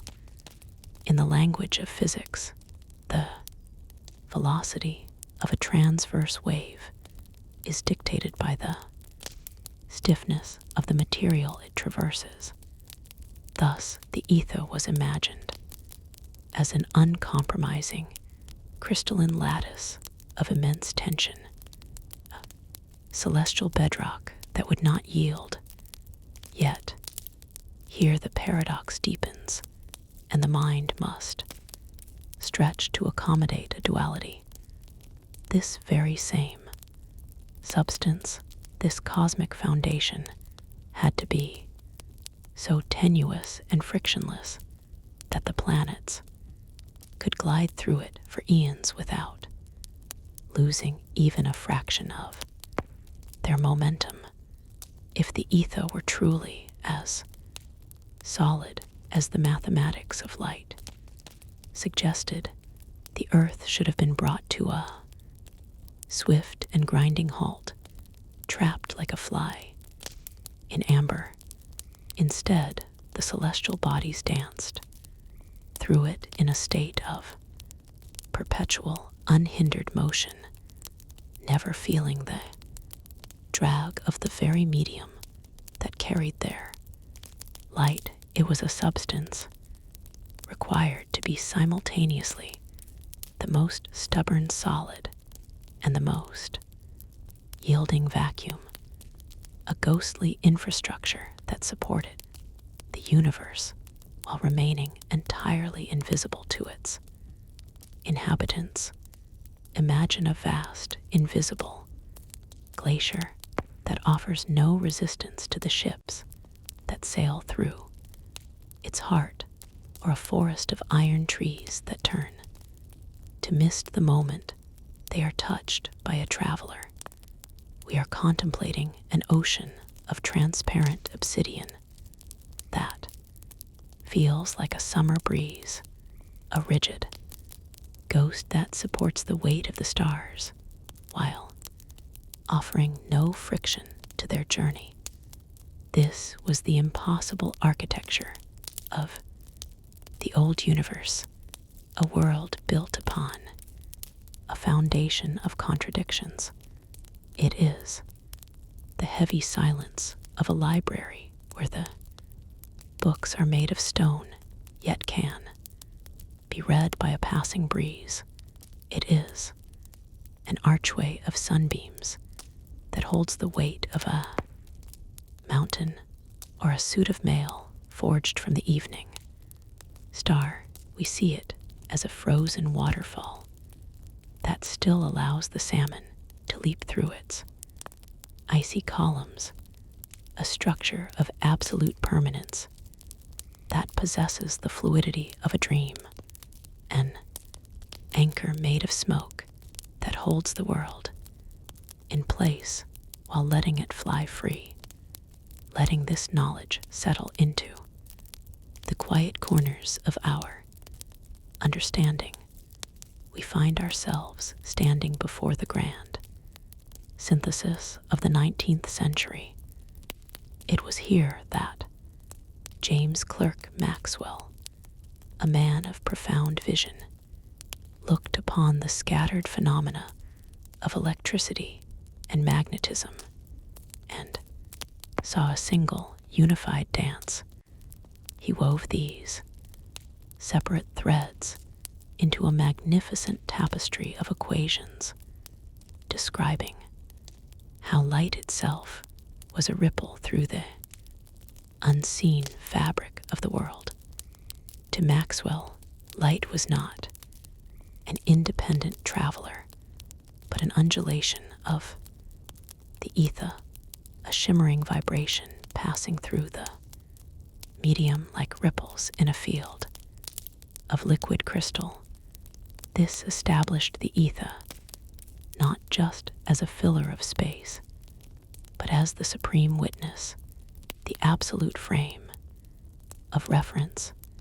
It was the stationary shore against which the speed of all passing ships could be measured, the fixed stay upon which the drama of the cosmos unfolded with mathematical precision. Imagine the ether as the master, key that unlocks every door in a silent mansion, or the underlying rhythm of a song that the instruments never play. In this view, the universe was not a collection of empty gaps, but a saturated field of potential. Maxwell's mathematics provided the hidden cipher in a letter between lovers, revealing a message of unity. He conceived of the ether as a vast, unmoving harp whose strings are the very fabric of existence, where every flash of lightning and every pull of a magnet was a note played upon its invisible structure. It was the stillness of a deep well that reflects the stars without distorting their light, a grand, silent metronome that beats for the entire universe. In this classical world, the ether was the ultimate truth, the scent of rain on a distant mountain before the storm arrives. It was a silver thread running through a dark forest, guiding the traveler home through the complexity of physical laws. We see it now as the quiet pulse of a subterranean spring, feeding a hidden valley, or the scent of pine needles on a windless afternoon, pervasive and essential, yet nearly impossible to grasp. It was the foundation that allowed the light of the most distant stars to touch our eyes, a bridge built of pure tension and mathematical necessity. In the mind of the Victorian scientist, to doubt the ether was to doubt the very ground beneath one's feet. It was the cosmic inkwell from which the laws of nature were written, the sturdy easel that holds the weight of the cosmic masterpiece. Drifting deeper into this 19th century dream, we find ourselves standing on a planet that is anything but still. To the Victorian mind, the Earth was a great vessel voyaging through the silent, luminiferous sea of the ether. If the ether was truly the absolute frame of rest, then our world, as it spun and orbited the sun, must be pushing its way through this invisible medium. Imagine a grand carriage moving through a thick morning fog. Even if the air is still, the passengers feel a breeze against their faces, created by their own forward motion. This was the anticipated ether wind, a phantom gale that was expected to be the inevitable consequence of our celestial journey. It was the whisper of the universe as we brushed past it, a subtle resistance that promised to reveal the absolute motion of our home among the stars. The logic was as clear as a mountain stream. If light is a wave propagating through this stationary ether, then its speed should be measured differently depending on our movement relative to that medium. Like a sound wave carried on a gust of wind, light traveling in the same direction as the Earth's motion through the ether should appear to us as if it were racing ahead, while light sent against the current would be held back, its progress measured in a slower, more labored rhythm. This variation in the velocity of light was the great prediction Physicists expected to find that the speed of a beam of light would change by a tiny, yet calculable amount as the Earth swung through its orbit. It was a search for a cosmic headwind, a way to finally anchor our measurements to the true, unmoving center of all things, turning the speed of light into a compass that could point toward the absolute stillness of the void. Think of this ether wind as the gentle pressure of a current against the hull of a wooden boat drifting down a wide, slow-moving river. Or perhaps it is like the way a field of tall wheat bows before an invisible pressure, marking the path of a traveler who leaves no footprints. We are like children running through a summer meadow, feeling the air rush past our ears, a sensation born entirely of our own speed. This predicted wind was the ghost of a movement, the rustle of silk against silk as the earth slid through the fabric of the heavens. It was the soft resistance of water against a hand trailing from the side of a rowboat, a tactile confirmation of the medium that supports us. We looked for this wind not with our skin, but with the most delicate instruments of light, hopping to hear the sigh of the ether as it was parted by the prow of our world. It was the expected signature of our velocity, the way a falling leaf dances differently when the air is stirred, a subtle shift in the music of the spheres that would prove once and for all that we were moving through a substance as real and as pervasive as the very breath in our lungs, drifting deeper into the mechanical heart of this mystery. We find ourselves in a quiet laboratory in Cleveland, Ohio, in the year 1887. Here, the search for the invisible became a triumph of physical stability and human ingenuity. Albert Michelson and Edward Morley understood that to catch phantom, one must build a trap of absolute stillness, a sanctuary where the subtlest tremors of the universe could be observed without interference. They constructed an interferometer, a masterpiece of optical engineering designed to split a single sigh of light into two perpendicular journeys. One beam would travel with the Earth's presumed motion through the ether, while its companion would strike out at a right angle, crossing the stream of the cosmic wind like a swimmer traversing a wide, hidden river.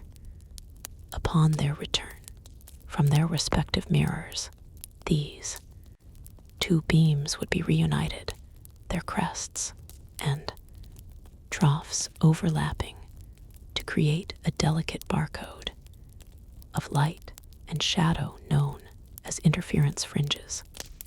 If one beam was delayed by even a fraction of a second by the resistance of the ether, the pattern would shift, revealing the secret velocity of our whirled through the void to ensure that no stray vibration from a passing carriage or a distant footfall could mar the result. They placed their delicate mirrors upon a massive slab of sandstone, 5 feet square and over a foot thick. This great stone did not rest upon the ground, but floated atop a circular trough of liquid mercury. It was a heavy, silvered cradle, moat of liquid metal that granted the apparatus a frictionless grace. The slab could be rotated with the gentlest touch, a silent wheel turning in a sea of quicksilver, allowing the experimenters to sample the ether wind from every possible direction without disturbing the alignment of the light. Imagine a massive, ancient turtle resting in the center of a primordial pool, its shell so steady that a single drop of dew could rest upon it without trembling. The light beams were like two twin birds released from the same hand, flying separate paths through a thick forest before meeting again at the same branch. If the wind of the forest favored one path over the other, their arrival would be staggered. Subtle discord in their song. This apparatus was a temple of silence, a place where the clamor of the world was filtered out until only the fundamental rhythm of space remained. It was the ultimate test of the ether's existence. Scale so sensitive it could weigh the breath of a ghost, a mirror so clear it could reflect the very architecture of the invisible. They waited for the fringes to shift, for the light to betray the medium it traveled through. Standing in the breathless dark of the laboratory, as the great stone turned slowly on its liquid pedestal, a sentinel watching for a sign that never came, letting this knowledge settle into the quiet corners of your mind. We find ourselves standing in that basement. Cleveland, 1887. The expectations of centuries were poised on a single luminous result. The calculation was precise. Earth hurtling through its orbit at 30 kilometers every second should have been plowing through the luminiferous ether like a great stone wheel in a frozen mill. This motion was supposed to create a headwind, a subtle drag that would retard the light beams traveling parallel to our planet's path while leaving the perpendicular beams relatively untouched.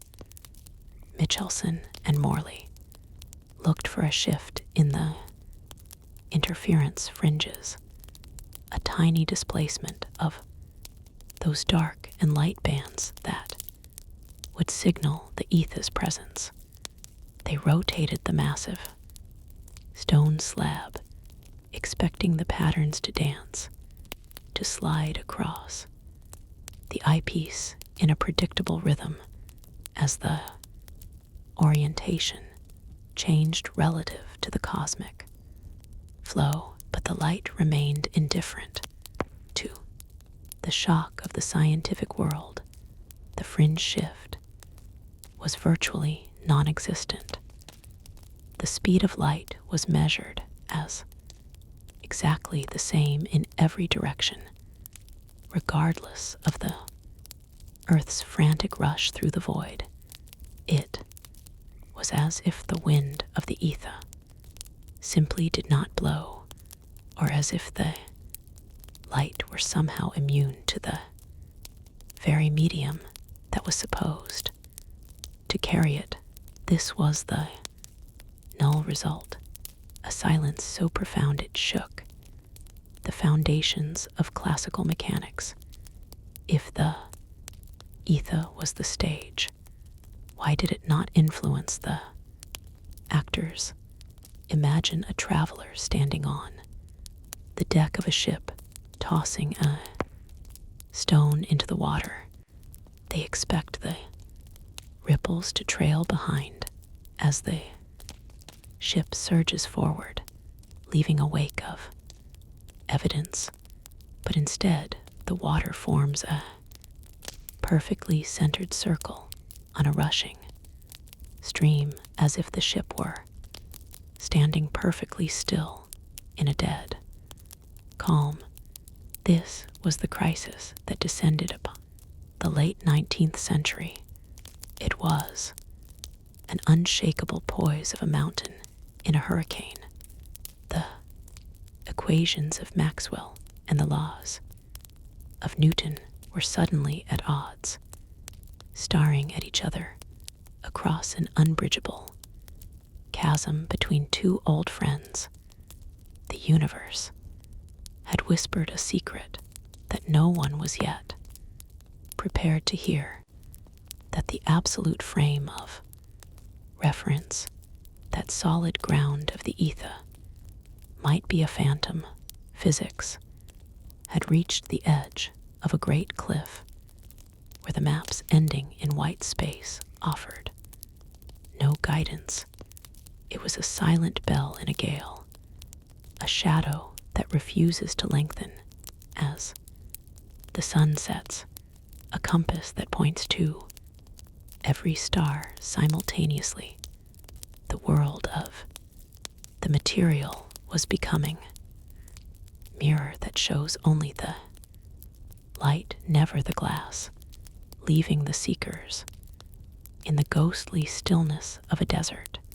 At noon, drifting deeper into this quiet crisis of the 19th century, we find the minds of the era struggling to preserve the architecture of their reality. They stood before a void where the wind should have been, stillness that defied the very movement of the earth. To save the ether, that invisible ocean they had relied upon for centuries, Hendrik Lawrence and George Fitzgerald reached for a radical, almost desperate symmetry. They proposed that the world was not as rigid as it seemed, that the very tools of measurement were themselves participating in a grand, silent concealment. The hypothesis was elegant in its boldness. They suggested that as an object moves through the ether, the electromagnetic forces holding its atoms together are subtly altered by the pressure of the medium. This interaction causes the object to physically contract along the axis of its travel. It was as if the universe were protecting its secrets by shortening the ruler. Every time we tried to measure the wind, if the arm of the Michelson Morley interferometer pointing into the celestial headwind was slightly squeezed, the light would return sooner than expected, perfectly masking the delay caused by the ether's drag. This was not a trick of the eye, but a physical reality of the material world, shortening of space itself to accommodate the unyielding presence of the medium. The mathematics of this contraction, a factor determined by the ratio of the object's velocity to the speed of light, provided the missing piece that allowed the ether to remain a silent, undetected ghost. Imagine a fleet of silver fish swimming upstream in a stream of liquid lead. As they push against the current, the very force of the liquid pressing against their scales causes their bodies to shorten a rhythmic compression that keeps their timing perfect against the flow. Or consider the bellows of an accordion being drawn tight by an invisible hand, reducing the distance between the folds even as the music continues to play. It is like a telescope collapsing into its own nested tubes, maintaining its focus while its physical length diminishes. The universe was becoming a place of shifting dimensions, where the solid became supple and the fixed became fluid. It was a world where a wooden rod might become a sliver of its former self, yet to the traveler holding it, everything remained unchanged, a collective agreement of the senses to ignore the warping of the frame. We were witnessing the first cracks in the idea of absolute distance, the beginning of a journey where the shape of a thing depended entirely on the speed of its flight through the dark. Drifting deeper into the silence of the early 20th century, we encounter a moment of profound clarity in 1905. A young clerk, working amidst the steady ticking of clocks in a Swiss patent office, dared to look at the contradictions of classical physics and see a different truth. Albert Einstein recognized that the long-sought ether, the phantom medium supposed to carry light across the void, was not merely hidden, but entirely unnecessary. He described it as superfluous, a ghost that had haunted the halls of science for too long. In its place, he offered a vision of the universe that was both simpler and far more mysterious. He proposed that light does not require a stage to dance upon. It is the fundamental rhythm of the cosmos, itself a constant that remains untouched by the motion of anything else. At the center of this new reality is the postulate of the invariance of the speed of light. This law states that in the vacuum of space, light always travels at the same velocity, denoted as c, for every observer, no matter how they are moving. If you were to chase a beam of light at 99% of its own speed, you would not see it slow down to crawl. Instead, it would still race away from you at the same staggering pace as if you were standing perfectly still. This defiance of common sense is the cornerstone of special relativity, because the speed of light refuses to change. Our traditional notions of time and distance are forced to yield. They become the variables that must bend so that the speed of light can remain the one true constant. It is the ultimate limit of the universe, a boundary that preserves the causal order of all things. It is as if the universe is a vast, silent orchard where a single golden dragonfly flies between the ancient trees, no matter how fast you run to catch it or how quickly you turn to flee. The dragonfly maintains its steady, rhythmic pace, never slowing for the weary and never accelerating for the bold. It is a steady beacon on a shoreless coast, cutting through the fog with a brilliance that remains identical whether viewed from the deck of a tossing ship or the stillness of a coastal cliff. Think of it as a master musician who plays a single, perfect note that resonates at the same frequency for every ear. The concert hall, regardless of where they sit or how they move through the aisles, this constant is the unfailing North Star of physics, a singular reference that dictates the rhythm of existence. It is like an eternal flame that neither flickers nor flares, providing a reliable light in a world of shadows.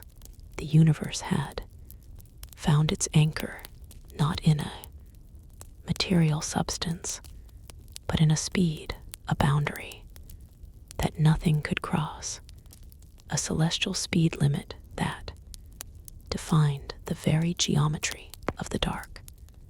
Letting this knowledge settle into the quiet of the mind, we begin to see that the universe is not a collection of separate stages, but a single, seamless entirety. For centuries, we believed that space was a hollow theater and time was the steady, independent counting of a cosmic abacus. The wings, but the insight of the four-dimensional continuum shattered this division, weaving the three directions of movement and the single direction of duration into one unbreakable unity. In this unified field, the absolute nature of the physical world is replaced by a fluid relationship.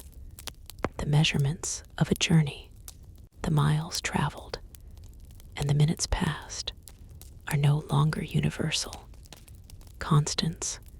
Instead, they are like the shifting colors on a bird wing, changing based on the angle of the sun and the position of the watcher. As you move through this continuum, you are not merely moving through space, but also through time, and the two are inextricably traded.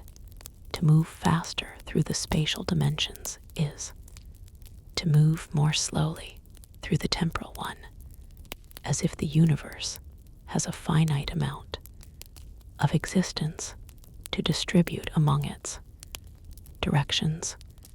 This is the geometry of the four-dimensional manifold, a structure where the interval between events remains the same, even as the individual components of distance and duration warp and bend. It is as if we are looking at a grand interwoven braid of silver and gold, where the silver of space and the gold of time are so tightly wound that you cannot pull one thread without tensioning the other. Imagine this continuum as a single, vast sheet of translucent vellum stretching across the infinite, where every point is defined not just by its location, but by its moment. It is like a sprawling, multi-dimensional palace of amber and air, where the thoroughfares are years and the chambers are light years, all part of the same magnificent architecture. Think of it as the grain of an endless piece of driftwood, where the lines of the wood represent the paths of particles, curving and merging in a flow that knows no separation between the path and the pace. We are travelers upon the skin of a great silent drum, where every footstep creates a ripple that vibrates through both the distance and the delay. In this new reality, we are part of a vast, fluid topiary, a living, breathing geometry that ripples with every motion, ensuring that the story of the stars is told in a language where here and now are but different whispers of the same eternal breath. This fusion is the ultimate landscape, a river where the current is made of moments and the banks are made of miles, flowing together toward a horizon that is both a place and a time. It is a seamless weld of two once-separate metals, forming an alloy stronger and more beautiful than its parts, a single shimmering resonance of a cosmic gong that echoes through the deep, drifting deeper into the architecture of the void. We encounter a moment in 1915 when the very definition of the world changed. Albert Einstein, looking past the invisible strings of Newtonian force, perceived a truth far more elegant and profound. He realized that gravity is not a phantom hand pulling objects across a distance, but rather the very shape of the theater itself. Before this revelation, space was thought to be a rigid container and time, steady, indifferent clock, but Einstein saw them as a single, unified fabric, one that could bend, stretch, and fold. This was the birth of general relativity, a vision where the geometry of the universe is a dynamic, living thing, responding to the presence of everything within it. In this majestic framework, the presence of mass and energy does not merely occupy space, it commands it. Imagine the four-dimensional manifold of spacetime as a vast, invisible net of geometry. When a star or a planet exists, it does not simply sit upon this net, it weights it down, creating a dip, a curve, a graceful indentation in the structure of reality. The more massive the object, the more pronounced the curvature becomes. This curvature is what we have always perceived as gravity, an object in motion, such as a moon orbiting a planet, is not being tugged by a tether. It is simply following the natural contours of the warped space it inhabits. It is moving along the straightest possible path through landscape that is no longer flat, but beautifully, intricately curved. Letting this knowledge settle, we might visualize the universe as a grand, infinite sheet of heavy, dark satin stretched taut across the cosmos. When a great sun is placed upon the satin, the fabric does not resist. It yields, forming a deep, smooth well that draws the surroundings toward its center. It is like a heavy, silver bowl resting on a thick, plush mattress of starlight, where every smaller bead or grain of dust inevitably rolls toward the hollow created by the bowl's weight. We are not being pulled by a force, but are instead gliding down the gentle slopes of a cosmic valley, carved by the sheer presence of the stars. The universe is a masterwork of topography, where the mountains and valleys are made of time and space, and we are but travelers navigating the soft, silent depressions left by the giants that came before us. This is the ultimate intimacy of the cosmos, that the very ground beneath our feet and the sky above our heads are constantly bowing and swaying in a slow gravitational dance shaped by the heavy, silent thoughts of the celestial bodies, drifting deeper into this geometric sanctuary. We begin to see that the motion of the planets is not a struggle against a tether, but a surrender to the natural contours of the void. For centuries, we viewed the heavens through the lens of forces, unseen hands pulling and pushing at the celestial spheres as if they were weights on a cosmic scale. But as we let this knowledge settle, we realize that the sun does not exert a pull in the way a rope drags a stone.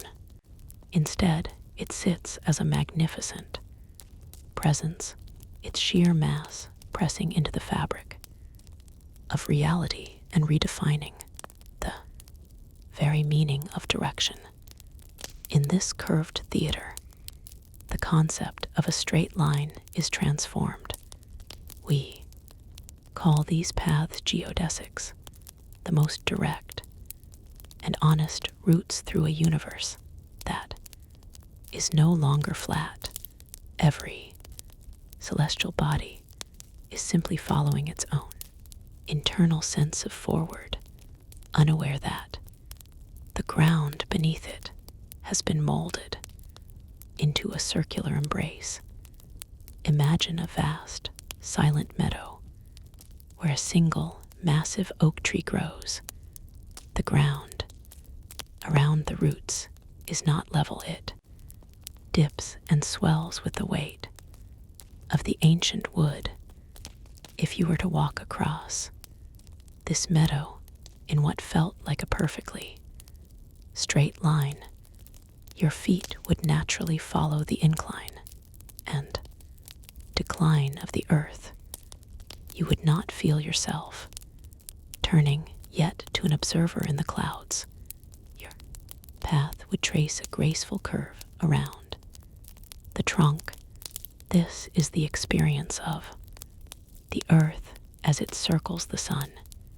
It is not being yanked toward the center by an angry gravity. It is simply traveling forward as straight as it can along the path that space has provided. The sun has carved a circular groove into the architecture of the day, and we are merely gliding within it. This solar warping is a silent command written into the vacuum.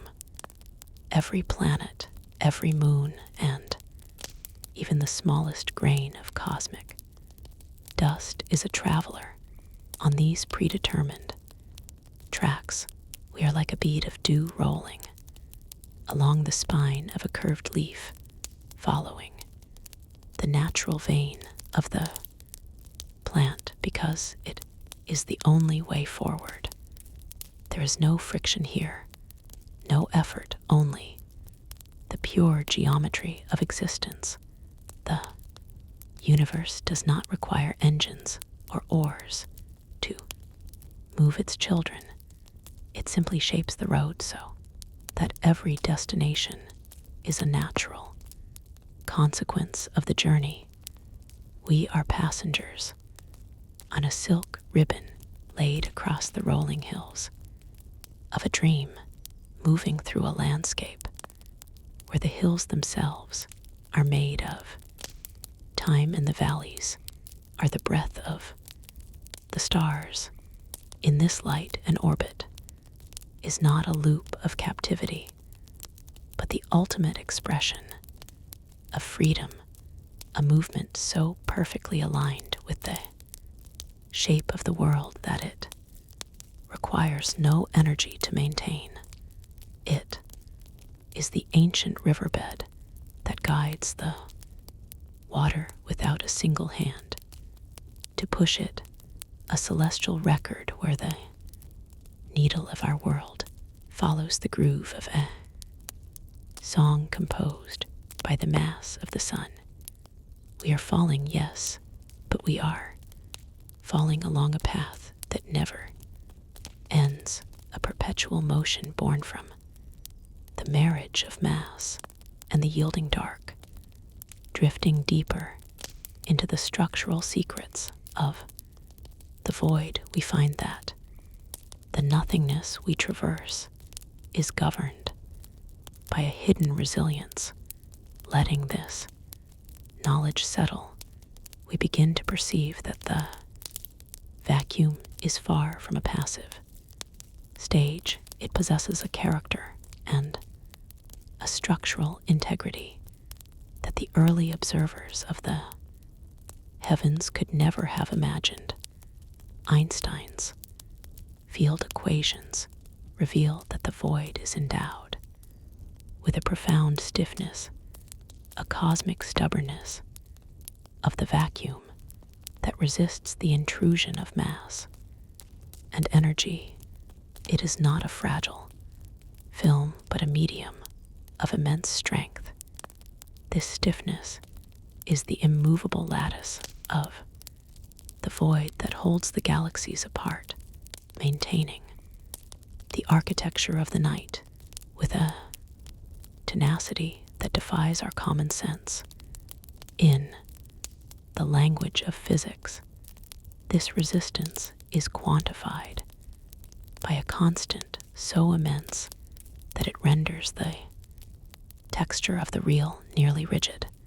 To bend the emptiness even a fraction requires the concentrated fury of a collapsing star or the collision of giants. This rigidity is elegantly paired with an exquisite elasticity, a capacity for the void to ripple and oscillate under extreme duress. When two black holes dance in the deep, they do not merely move through space, they pluck it. The resulting vibrations, known as gravitational waves, travel across the light years as distortions in the very metric of existence. This is the elasticity of the absolute, a property that allows space to stretch during the expansion of the universe and maintain its form in the wake of passing energy. It is a primordial tension of a drawn bow that is both the cage and the carrier of all motion. Imagine the universe not as a thin veil, but as a titanic block of invisible, translucent steel, so dense that a mountain would be crushed against its surface, yet so perfectly elastic that a single heartbeat could send a shiver through its entire mass. We are like microscopic creatures living within the heart of a grand, vitreous chime that has been struck by the hand of creation. The chime is so massive that its ring lasts for eons, and its substance is so stiff that only the most violent celestial events can make it produce a resonant thrum. Yet in that thrumming, we find the rhythm of our lives. It is a transparent armor of the vacuum that protects the symmetry of the cosmos, an adamantine pane of the abyss that bends without breaking. This elasticity is why the universe can expand without tearing, why it can carry the news of distant cataclysms to our shores without losing the signal. It is the stiff, silent spindle of the absolute, a strength that is invisible because it is everywhere, a shuddering slab of celestial granite that serves as the resilient chassis of the night, holding the stars in their places while allowing the light to sing its way home, drifting deeper into the architecture of the void. We find ourselves at the year 1920, listening to the quiet reconsiderations of a man who had once seemed to sweep the ether away. Albert Einstein, having dismantled the rigid mechanical medium of his predecessors, realized that a space truly devoid of physical qualities was a mathematical impossibility. He spoke then of a new kind of ether, not a ghost wind blowing through the rafters of the galaxy, but the metric field itself. To Einstein, space without this essence was unthinkable. It would be a theater without a floor, a song without the possibility of sound. This metric field is the inescapable texture of the vacuum, a set of physical properties that allow for the very existence of inertia and the propagation of light. It is the realization that the emptiness is not a lack of something, but a presence so fundamental that it cannot be stripped away, even in the deepest reaches between the clusters of galaxies, where not a single atom wanders. This field remains, exerting its quiet influence over the path of every photon. In the language of general relativity, this field defines the geometry of our world. It is the subtle, underlying instruction manual that tells a ray of light how to travel and a planet how to orbit.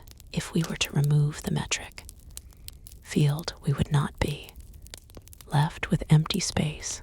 We would be left with nothing at all, for space and the field are one and the same.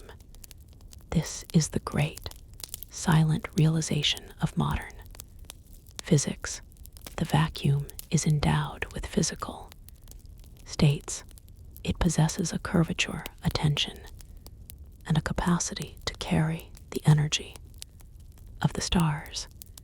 It is the fundamental substrate that turns the abstract math of the universe into the tangible reality of a falling apple or a distant pulsing quasar. We exist within this field as surely as a fish exists within the pressure of the deep, unaware of the medium, only because it is so perfectly pervasive. Imagine a vast, silent forest where the air is not merely a gas, but a living, invisible resin that binds the trees to the earth. This resin is the metric field, a pervasive sap of existence that fills every gap between the leaves and the stars. It is the invisible glue of the absolute, a thick, transparent honey of logic that ensures that a mile remains. A mile and a second remains. A second, think of it as the silver backing on the mirror of reality. Without it, the glass would be transparent and empty, reflecting nothing, holding no image of the suns that burn within its depth. It is the quiet, internal skeleton of the void, a structural whisper that gives the abyss its shape, like the scent of ancient cedar that lingers in a room long after the what has been removed. This field is the persistent memory of presence within the heart of the vacuum. It is the cosmic watermark on the paper of the night, a subtle, indwelling grace that allows the universe to be more than just a sequence of coordinates, transforming the hollow dark into a resilient physical stage where the drama of light can finally begin. It is the unbreakable layer of the world, the original ink of the cosmos that was laid down before the first star was ever conceived, providing the necessary depth for the story of time to be written, drifting deeper into the architecture of the invisible. We encounter the profound realization that the universe possesses a fundamental restlessness, a refusal to be pinned down by the gaze of any observer. In the early decades of the 20th century, the mind of Werner Heisenberg unveiled a limit to our understanding, a boundary not of our technology, but of reality itself. He discovered that, at the most granular level, the cosmos keeps its secrets through a sacred trade-off of precision. To know where a thing resides is to lose the knowledge of where it is going. To measure the duration of an event is to blur the clarity of the energy it contains. This was not a failure of our instruments, but a revelation of the universe's inherent fluidity, a sign that the bedrock of existence is not a static foundation, but a dynamic, vibrant negotiation between variables that can never be perfectly reconciled. Letting this knowledge settle, we find that the energy-time uncertainty principle acts as the hidden engine of the void. It suggests that on scales of time so brief they defy human comprehension, the conservation of energy becomes a flexible law rather than a rigid cage. For a fleeting instant, the vacuum is permitted to fluctuate, to manifest energy out of nothingness, provided that energy is returned to the void before the cosmic ledger can be balanced. The smaller the window of time, the more magnificent the surge of energy can be.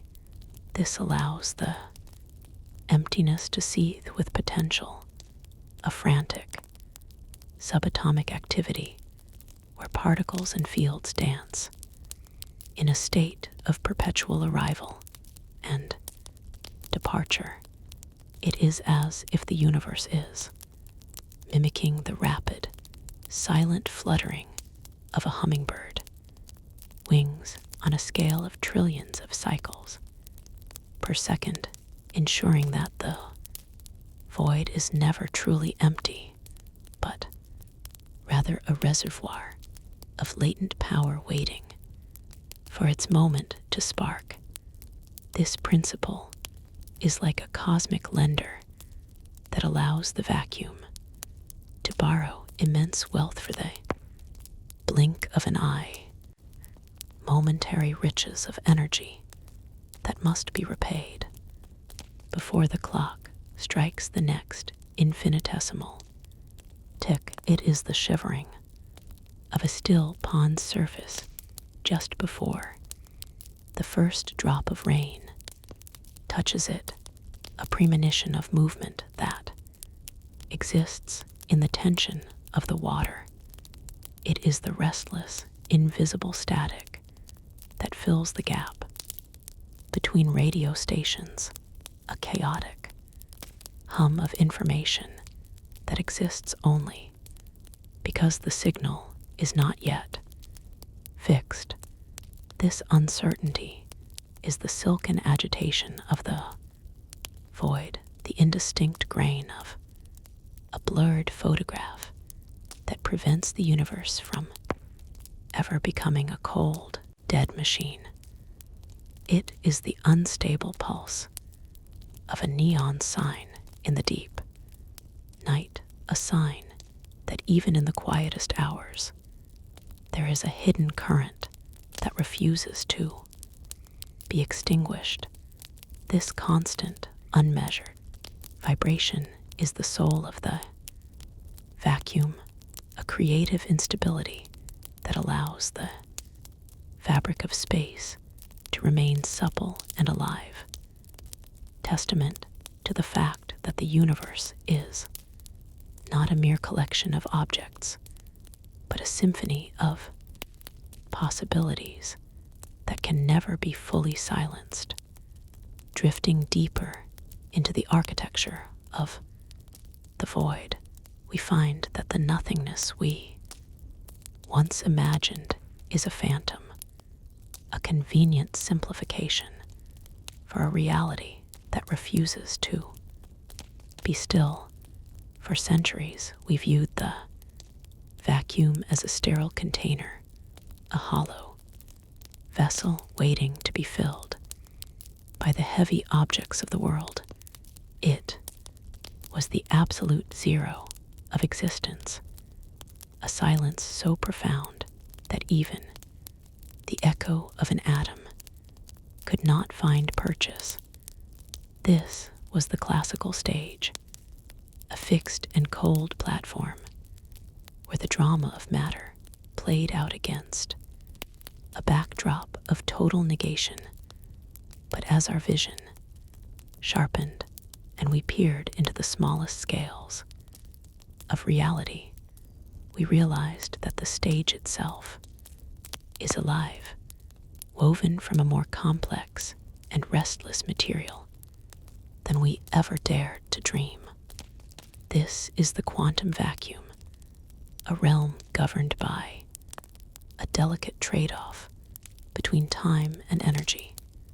According to the laws of the infinitesimal, the universe is allowed to borrow from its own ledger of existence, provided the debt is repaid before the cosmic clock can tick. In every cubic centimeter of what we perceive as empty space, there is a frantic, microscopic activity occurring at the very limits of the detectable. Pairs of virtual particles, perhaps an electron and its antimatter, mirror the positron, spontaneously erupt from the void. They are born from the sheer potential of space itself, a sudden surge of energy that manifests as substance for a duration so brief it defies human comprehension. In a span of nanoseconds, these twins meet, annihilate, and vanish, returning their borrowed essence to the field from which they sprang. This is not a quiet emptiness, but a seething ocean of emergence and disappearance, a constant bubbling of the fabric of the real. It is like a field of subterranean fireflies that blink into light for a fraction of a heartbeat before the darkness claims them again. Their brief glow, a reminder that the night is never truly empty. It is a restless carpet of invisible snow where each flake vanishes the moment it touches the ground, leaving no trace the subtle, warm energy of its arrival and departure. Think of it as a busy marketplace where the currency is existence itself, and the transactions are so rapid and frequent that the shelves appear empty to any observer who cannot see the frantic hands of the merchants. It is the shimmering surface of a dark pool at the onset of a summer rain, where every ripple is a momentary visitor that merges back into the depths before the eye can fix its shape.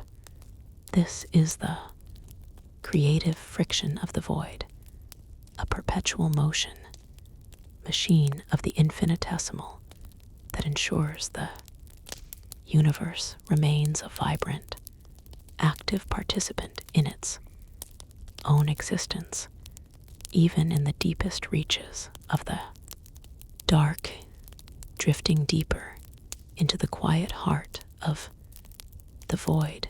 We encounter the profound realization that what we once perceived as a hollow stage is the ultimate foundation of reality.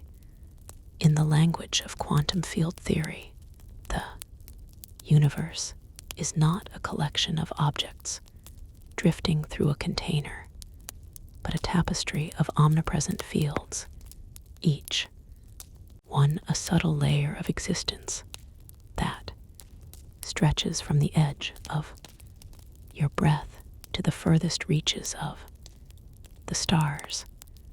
These fields, the electron field, the photon field, and the many others that weave together the fabric of the real, are the true inhabitants of space. What we call the vacuum is simply their most peaceful configuration, known as the ground state. It is the absolute minimum of energy, the point where the vibrations of the universe settle into their most tranquil rhythm. Yet, even in this rest, there is a pervasive underlying activity, just as a calm sea is still made of moving water. The ground state is a vibrant, underlying presence that vibrates at every point in space, a silent potential waiting for the energy that will stir it into the ripples we recognize as particles. Imagine an endless sleeping tundra, blanketed in a layer of pristine snow, where the wind has finally died down and the air is perfectly still. This is the ground state, a landscape of absolute poise where every flake is in its place, yet the ground itself remains a dense, heavy presence beneath the white, supporting the weight of the silence. Or consider a vast, dark subterranean lake where the water is so perfectly calm it appears like a sheet of black glass. There is no motion on the surface, no waves to catch the light, but the depth of the water is still there, holding its weight and its cold, quiet power. The fields of the universe are like this water, filling every cubic inch of the dark, existing even when there are no particles to give them a visible form. They are the deep velvet moss covering a silent forest floor, a soft living carpet that remains even when the creatures of the woods have gone to sleep. This ground state is the cosmic baseline, the fundamental key of a song that is always playing, even when the melody is too low for the ear to perceive. It is the heavy, patient silence of an empty theater before the actors arrive. Space that is not empty of meaning, but saturated with the potential for every story ever told.